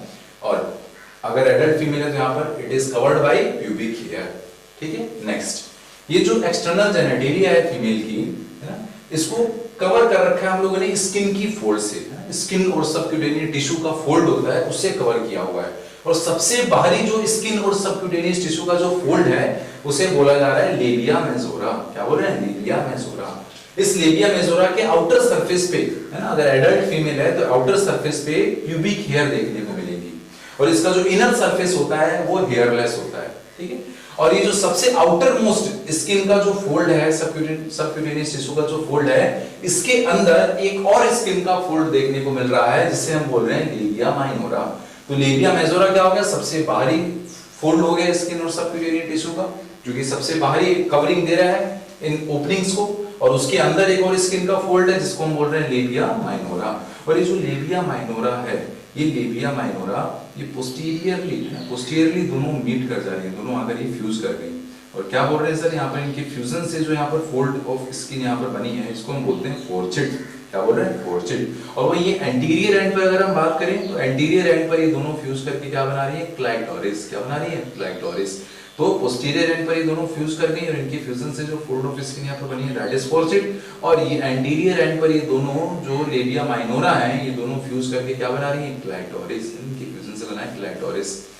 और इस क्लाइटोरिस के अराउंड स्किन भी पाई जा रही है जिसको हम बोल रहे हैं प्रीप्यूस।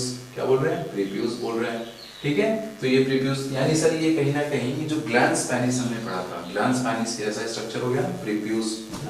लेकिन यहाँ पर क्या है, कुछ अलग क्या देखने को मिलेगा? ग्लैंड स्पैनिस में कॉर्पस स्पोंजियोसम मसल थी, लेकिन इसके अंदर क्लाइटोरिस के अंदर कॉर्पस स्पोंजियोसम नहीं होता है बल्कि कॉर्पोरा कैवर्नोसा पाई जाती है, ठीक है। इसमें क्या मिलेंगी? Corpora cavernosa. और ये जो दोनों फोल्ड हमने देखे बच्चे, लेबिया मेजोरा, लेबिया माइनोरा, इसके अंदर जब जाएंगे इन्होंने किसको कवर किया हुआ है? इन्होंने जो ये कॉमन एक ओपनिंग कवर कर रखी है, इस कॉमन ओपनिंग को हम बोल रहे हैं, जो कॉमन एरिया अंदर दिख रही है इसको हम बोलते हैं वेजाइनल वेस्टिब्यूल। इस कॉमन एरिया को क्या बोल रहे हैं हम? Vaginal vestibule. इस वेजाइनल वेस्टिब्यूल में क्या क्या मिलेंगी? यहाँ पर आपको दो ओपनिंग मिल रही है, दो प्रोमिनेंट ओपनिंग मिलेंगी।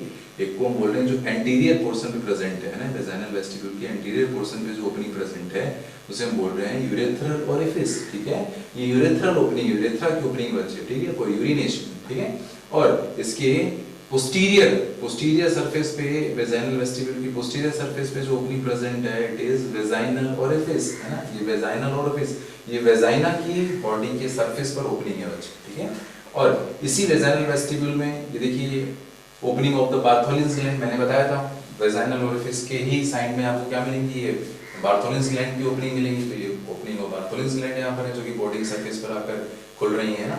नेक्स्ट, ये जो वेजाइनल ओरिफिस है बच्चे, जो वेजाइनल ओरिफिस है ये एक म्यूकस मेम्ब्रेन से पार्सली कवर्ड होता है, म्यूकस मेम्ब्रेन से पार्सली कवर्ड है। और इस म्यूकस मेम्ब्रेन को बोल रहे हैं हाइमेन, है ना। तो जो वेजाइनल ओरिफिस है it is partly covered by a mucous membrane, इसको हम बोल रहे हैं हाइमेन। और ये जो हाइमेन है ये normally during the first coitus ये म्यूकस मेम्ब्रेन जो है ये रप्चर हो जाती है। लेकिन जरूरी नहीं है कि अगर ये म्यूकस मेम्ब्रेन ये हाइमेन रप्चर है तो ये श्योर साइन है सेक्सुअल एक्सपीरियंस का, ऐसा नहीं है। हो सकता है कि बाकी रीजनों की वजह से भी ये हाइमेन जो है ये टॉर्न हो जाए, रप्चर हो जाए।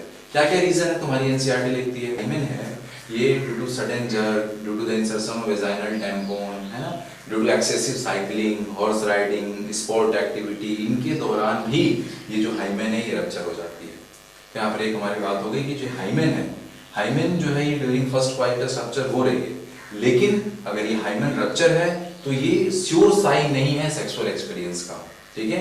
ये और किन किन कारणों से रप्चर हो सकती है तो वो मैंने बताया आपको, एनसीईआरटी लाइनें मैंने बताई आपको, due to heavy exercise, sport activity, insertion of vaginal tampon, sudden jerk, इन सब रीजनों की वजह से भी ये हाइमेन जो है ये रप्चर हो सकती है। पर ये वेजाइनल ओपनिंग और एनल ओपनिंग इनके बीच की जो रीजन है इसको हम बोल रहे हैं पेरिनियम। ये पेरिनियम का रीजन हो गया वेजाइनल ओपनिंग और एनल ओपनिंग के बीच का, ठीक है। तो ये हमने डिस्कस कर लिया बच्चे फीमेल की एक्सटर्नल जेनिटलिया के बारे में, दैट इज वल्वा। तो क्या क्या स्ट्रक्चर देखे बच्चे वल्वा के अंदर हमने? मॉन्स प्यूबिस, जिसको मॉन्स वेरिस बोल रहे हैं, it is a question of fatty tissue जो कि प्यूबिस के सामने प्रेजेंट है, इन फ्रंट ऑफ प्यूबिस। और क्या देखा बच्चे? लेबिया मेजोरा, तो it is paired fleshy fold of skin and subcutaneous tissue. And ये जो लेबिया मेजोरा है it is homologous to scrotum. याद कीजिए शुरू में ही डायग्राम मैंने दिखाया था आपको ताकि आपको ये सब चीजें दिक्कतें ना करें। It is homologous to scrotum. Labia majora की बात करें तो paired fold of skin below labia majora, labia majora के नीचे है, ठीक है। इसके जो लोअर एंड पर ये फ्यूज कर क्या बना रही है, फोर्सेट बना रही है, जो फोल्ड ऑफ स्किन, इनके फ्यूजन से जो फोल्ड ऑफ स्किन बनी उसको हम बोल रहे हैं फोर्सेट, इनके लोअर एंड पे। और एंटीरियर एंड पर ये दोनों फ्यूज करके क्या बना रहे हैं, क्लाइटोरिस। तो क्लाइटोरिस है तो anterior most part of the vulva. Clitoris क्या होता है, it is the anterior most part of the vulva. कैसे बना है, it is formed by the fusion of two labia minora है, दोनों लेबिया माइनोरा के एंटीरियर एंड पे फ्यूजन की वजह से क्या बना, ये क्लाइटोरिस बना है। अभी मैंने बताया आपको। और ये क्लाइटोरिस किसके होमोलोगस होता है, it is homologous to penis. और पेनिस की में भी अगर बोले तो बोलते हैं ना ग्लैंस पेनिस है ना, ग्लैंस पेनिस आपको टिक करना हो तो कर सकते हैं यहाँ पे। और ग्लैंस पेनिस में क्या था, कार्पस स्पोंजियोसम थे उसमें ना, लेकिन यहाँ पर कौन से इरेक्टाइल टिश्यू है, यहाँ पर आपको कॉर्पोरा कैवर्नोसा मिलेगा, ये याद रखेंगे हम, ठीक है। हाइमेन की बात करें तो ये mucous membrane, it is a thin mucous membrane and partly covers vaginal orifice, partly covers vaginal orifice. और ड्यूरिंग फर्स्ट क्वाइटस ऑफन ये टॉर्न हो जा रही है। और इवन क्वाइटस के बाद भी हो सकता है कि हाइमेन जो है वो बची रह जाए, है ना। क्वाइटस के बाद भी हो सकता है कि हाइमेन बची रह जाए, और हो सकता है कि बिना क्वाइटस के भी हाइमेन जो है टॉर्न हो जाए। वो मैंने सारी कंडीशन आपको बताई। इसलिए प्रेजेंस और absence of hymen is not a sure sign of sexual experience ना। हाइमेन की प्रेजेंस और एब्सेंस की वजह से हम सेक्सुअल एक्सपीरियंस डिसाइड नहीं कर सकते किसी भी